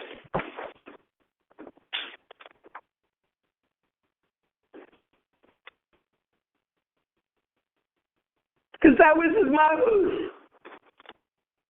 Spread Torah. Teach Torah. Bring people closer. Bring myself closer. There was no Mr. about him. It was all Rabbi Symes.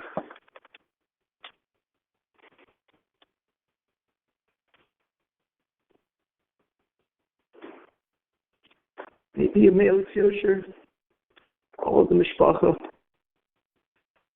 represent for all the children. He's a Chobarach.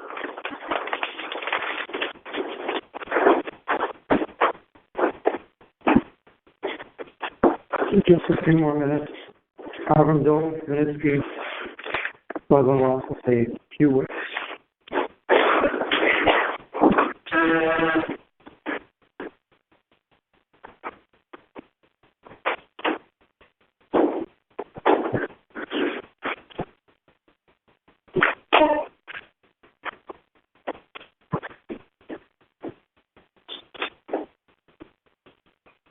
I'm just going to speak very briefly at this time.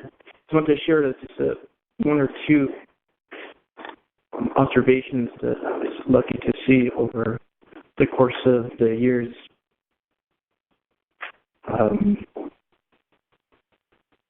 When Yehuda was first, there's a different levels of ability and function that he had. Kind of went up and down, and later was more. So in the beginning, when he first came home, actually it might have been a little bit prior when he's still in rehab. So he's learning how to use a phone to do voice calling. So he asked me to do research and find a florist that he could call, and he himself will call the florist every Shabbos to have flowers delivered. And that was, because to me, something very special. A person who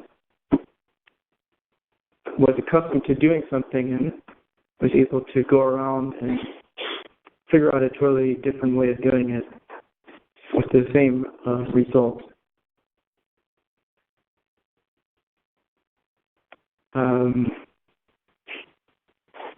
There's at one point he was going to be have a surgery that might end up or procedure that might end up where he's going to be trached again, and it was very bothersome to him because he had spent a long time weaning himself away from it.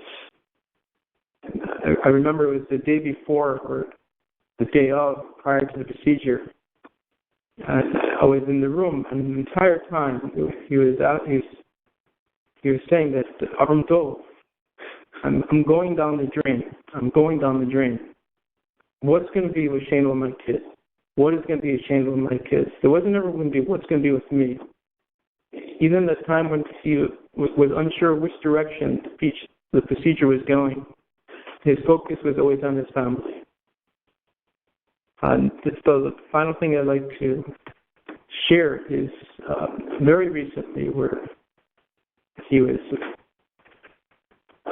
pretty much unable to communicate at all. During the day, I get a phone call on my cell phone and it says, Yehuda Symes, mobile. Didn't know what to make of it. So I answered it, and this lady introduced herself, says, yes, I'm the nurse with Yehuda. I'm the nurse with Rabbi Symes. I don't know why I'm calling you, but he wants me to call you.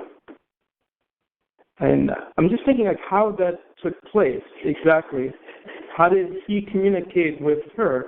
The only way it came to me is that he must have, with his eyes, maneuvered to the phone, and then she had to scroll down every single name in order to figure out who he was trying to call. And then the second thing was, what does he want? And I didn't know what he wants, but he said the rabbi is confident by his eyes. He's confident that you know what he wants.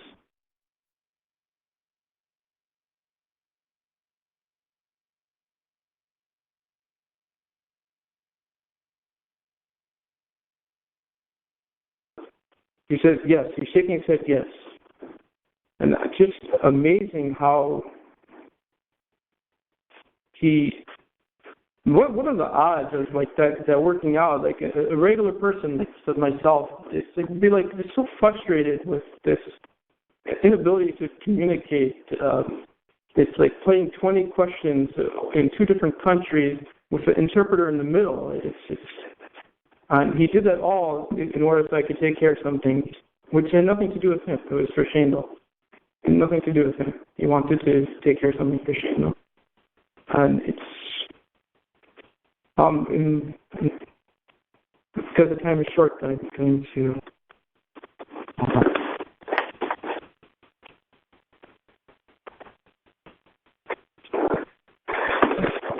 Schmarry. Other songs are fun.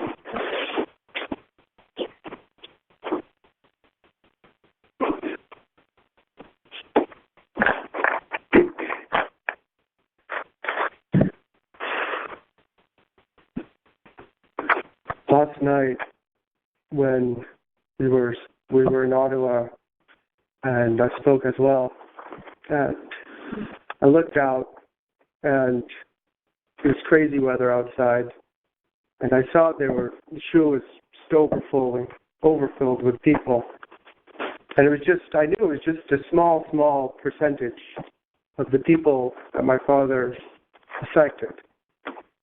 And they were all there, and I turned to them and I said, you are all here on this night to show your respect and to show us what Rabbi Simon meant to you, because you saw that everything that he taught you and what he preached to you, he didn't preach, but how he acted was real.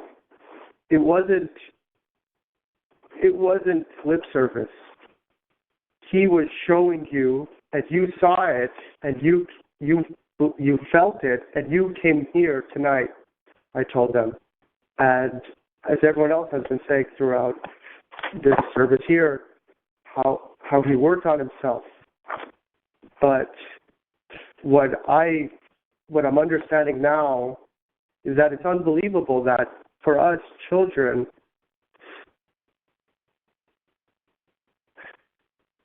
that he was able to give it. There was no switch. It's not that when he came home he was a different person. He was upset and he showed his real colors. We saw him in the hard times, and it was very real what he was doing. He was learning every day, Shar B'Tachon. He was there in that living room, and we all saw that. And it's just amazing that for us to have, us as children, to see that and to be able to learn from that, that even when you see someone going through something like he did, that he was still pushing himself to show us and to be the best father he was. And his ability to be a father to us did not diminish at all. If anything, I would say that it increased. We felt it more. We felt his presence, and we felt his guidance. And he did, although he was getting more and more holy, we were also, but he was able to still reach us and push us, each kid, all 9 of us, into the direction that we were supposed to be going. And now we're all going to miss him. But we all know what pushed him to become the person that he became. And we will be able to use that to help us get through this and to push ourselves and to continue what he wanted to work, to be true, to learn Shar B'tachon and all the Musar and the Torah, to be able to propel us and to help others get closer to Hashem. And with that, that will give us the physics that we need to be able to get through this.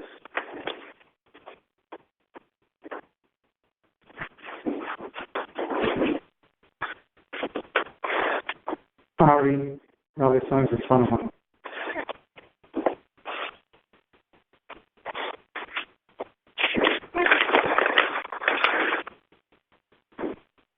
I do have a lot to say. I mean, I was only part of the family for about a year. After we got engaged, it's been about a year. And I, like Shmuley, I'm one of the only people who has the perspective of Rabbi Simon as Abba. So I just wanted to speak about that. I learned a lot. I learned so much from Abba. I learned so much from Mommy. I hope for a very long time we'll learn so much from Mommy.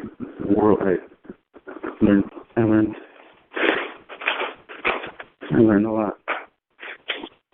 I feel it in myself how much I've grown just by being a part of this family. I'm a different person. I'm a bigger person. I'm a stronger person. I'm a deeper person. And it's just the hashvat from the family. I'm a different person. Being a part of this family, the Simons is really, it's a privilege. I'm absolutely honored. I feel small, but I hope that I do justice as I speak about the giant that Abba was, and the giant his family will be for a very long time. They're all giants. The resiliency I think that I've witnessed over the past year is not like anything I've ever seen in my entire life. A person in the Simons home, what they go through in a day is unlike anything. The hardship daily is more than many go through in an entire lifetime. The way they deal with that hardship, though, is also different than the way that anybody else does. The way it feels to me every time Abba would go back to the ICU, it's like another punch in the mouth, again and again and again. The way that the family got up every single time after getting punched in the mouth and gathered themselves, each one of them, and then punched back is unparalleled. The ability to see what you have in front of you, believing in Hashem, and you're living your life to the fullest, given the literally crippling circumstances, is what I believe, I'm pretty sure, qualifies a person as a Gabba Rabba and a giant. That is every single person in the Simons family. A giant in their own way and at their own level, as themselves. That comes from having a father and a mother so resilient and dedicated to their kids, giving 100% of themselves all the time.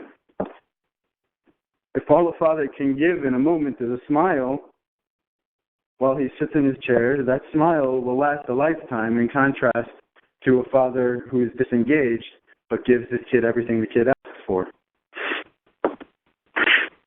And I just have a couple stories. Shmuley was a brother to me before he was actually a brother-in-law. We were in Vancouver for a long time together, and when Shmuley came to Queens, we went for Shabbos to Ottawa before I knew I was going to enter the family. So Shalosh Shudas, we went through Shabbos, and I realized that Shalosh Shudas said, I would like to say Dvar Torah.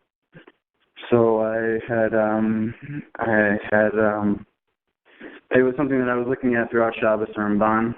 I don't remember it, but I remember that I thought I had a chiddush to say, potentially, and I said it at the table, and I remember some of my friends even thinking that it was good, and what Rabbi Stein said, he couldn't talk at the time. He was already using the computer to communicate. So he starts looking at the computer, and I saw how he was looking.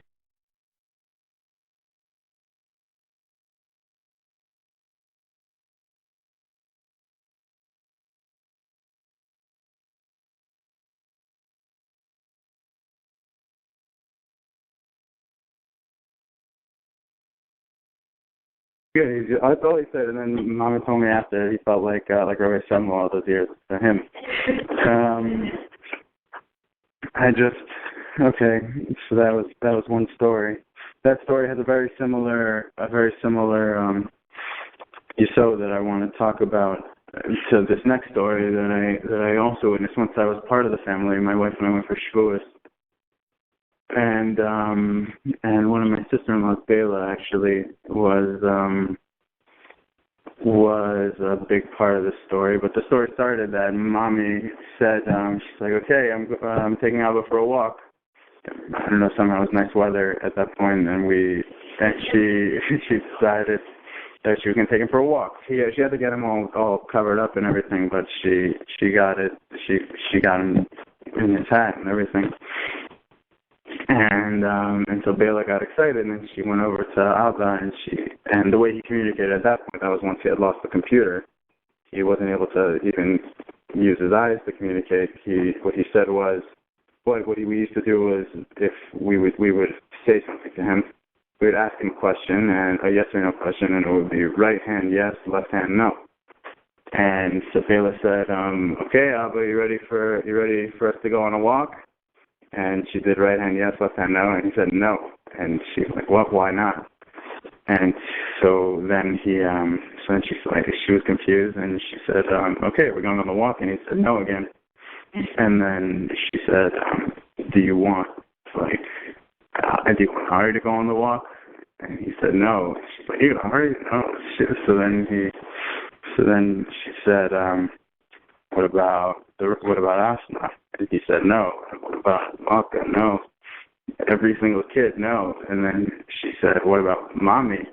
And he said yes. And only Mommy. And so I think that there's a very special thing that you see from these two instances with Rabbi Simons, my father-in-law, that there's with the weight of the world on your shoulders, you can look at a situation and really size it up for what it is, and realize and discern, what am I really supposed to do in this moment? There's a generic answer of make everybody happy in this moment and take everybody out. There's a generic moment of tell him that he said such a beautiful schmooze. I mean, it wouldn't have been true because it wasn't a schmooze, but those are generic answers. He discerned, he thought, he felt for real what he was supposed to do in those moments, and he realized what he really was supposed to do was tell me that it wasn't a schmooze. He made me work on myself and think about it. And I realized he was right. Of course it was hush it, I realized. And in that moment when he said Mommy, of course all the kids were even happier than if he said that he would take us all out. They thought it was the best thing ever. But he really, he didn't just decide, he just didn't just go with it. He thought, he considered. It's a different type of person. It's not. Okay.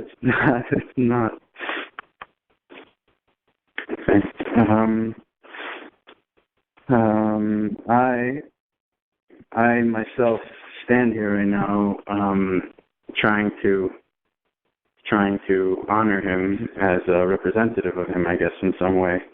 But I really, it's confusing to me. It's unsettling a little bit. I don't understand how I'm zochet to be his son-in-law, or my mother-in-law's son-in-law. I remember the moment that it hit me. Actually, it was at night. It hit me that I that I was their son-in-law. And I actually remember just crumbling. I remember thinking it was just I was just like, how am I their son-in-law? It just didn't compute to me. I remember actually the next morning I was learning with my chavrusa and Elio Skates at the time, and Rabbi came over to Hakas and something, and he said, "Oh, Yehuda's son-in-law." I was like, "Yeah, I don't know how. I don't know how." And it's strange that the person that I'm so in awe of, the person that I was so just I just didn't understand how it could be me that was his son-in-law. That same person was the person that made me feel like I did belong in this role. Him, he's the one. Anytime my wife and I would come to Ottawa, when we saw Abba, he would just look at me and smile. All the girls know, Shmuley knows, the boys know, he would just look at me and smile. And really everybody knows that smile, the deep smile.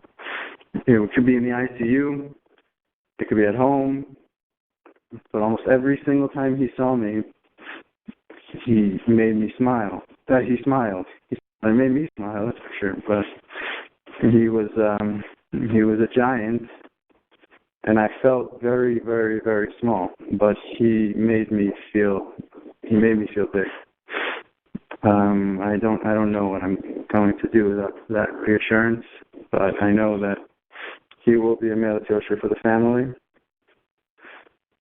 and I have my family, my parents and sciences.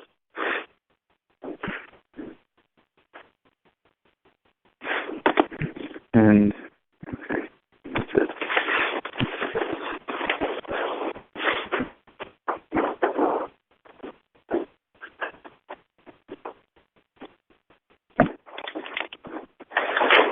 Before we do the Kalmale, I just want to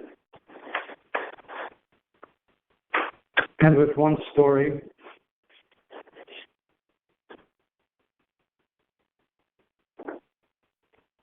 We said this morning in the Yom, the Shir Yom, Ashrei HaGever, Asher Tiyasrenu Kach, and we told Sasman. Rashi in the Tzulis both point out Gever means a tzaddik. It's a deacon. You got to be a tzaddik to earn Tiyasrenu Kach. But that's prefaced with Ashrei.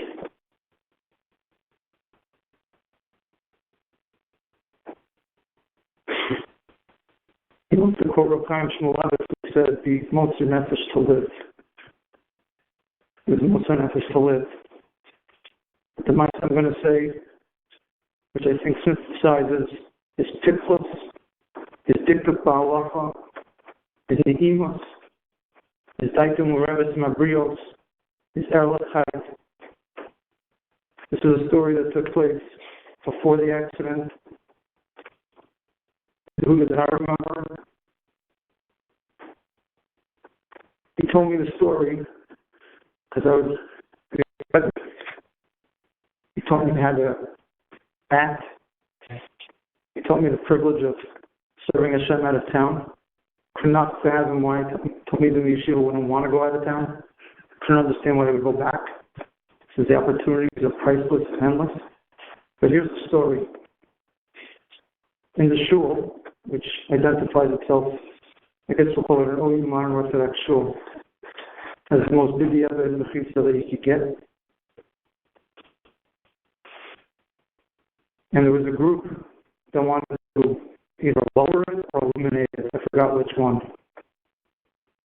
Rabbi asked Rabbi Symes if he would attend the board meeting that they were going to discuss this very important topic. So he went. It was the last item on the agenda. I've been to a lot of board meetings. They're not pretty and they're not pleasant. They went through the entire agenda. And then the president says, now let's talk about the Mechitza. Rabbi Symes stood up He's not a tall man. He's not a big man. Very tiny. He stood up in his dignified, refined manner, smiled at everybody, and said, "Good evening," and he walked out. The rabbi came to him the next day and said, "What did you do? What did you say?" He said, "I didn't do anything. I didn't say anything." He says, "Well, they were so bothered, disturbed, shaken for what you didn't do, they just couldn't talk about it, and that was the last they discussed the mechitza before they accomplished, because it's ashrei together. It's a davar rabba. They have some time, family and friends, and yes, mechila, for not treating you properly, for not giving you the proper kavod, not appreciating who you are. We're going to try to continue on with what you taught us. I do want to end with just a couple of thank yous. You're not going to know the names, but Kathy and Jackie were very instrumental in this care over the last few years. I just personally want to thank my brother, Dr. Moshe Lehrer, who has been with us the second the accident happened. He was on the phone.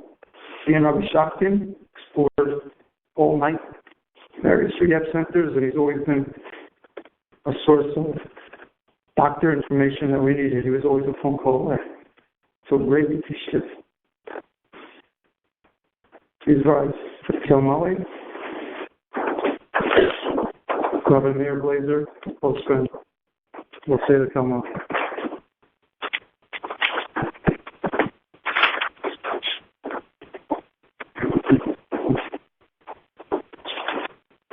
El Molei Rachamim, Shalchein Bamromim, Amtei Menuchon Chona, Tachas Kamtei Hashchuna, Malot Kedoshim Utahorim, Kezohar Harakim Amsirim, Es Nishmas Yehuda Pinchas Ben Yitzchak Isaac Shalach Lo Lomo, Bavur Shednei Amishpocha Nozim Stoka Bahaskars Nishmaso, Began Eden Teheim Menuchaso, Lochein Bal Harachamim, Yastireu B'Seser Kanafov Liolomim, Yitzror B'Tzor Chaim Es Nishmaso, Adonai Hu Nachaloso, Lianuach L'Shalom Mishkavo, V'Nomar Amen.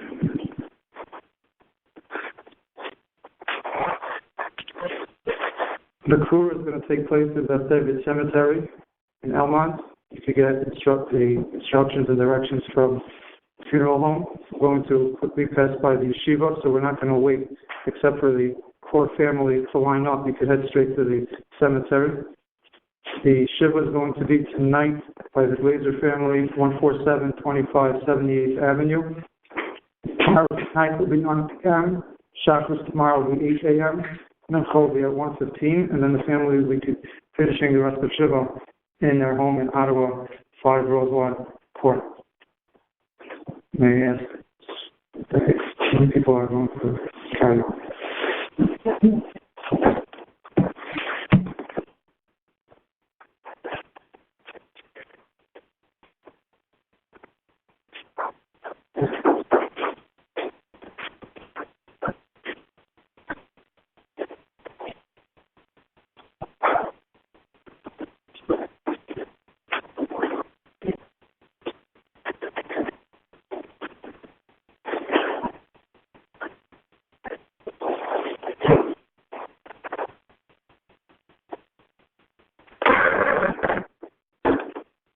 To ask everyone please to follow us behind the arrow.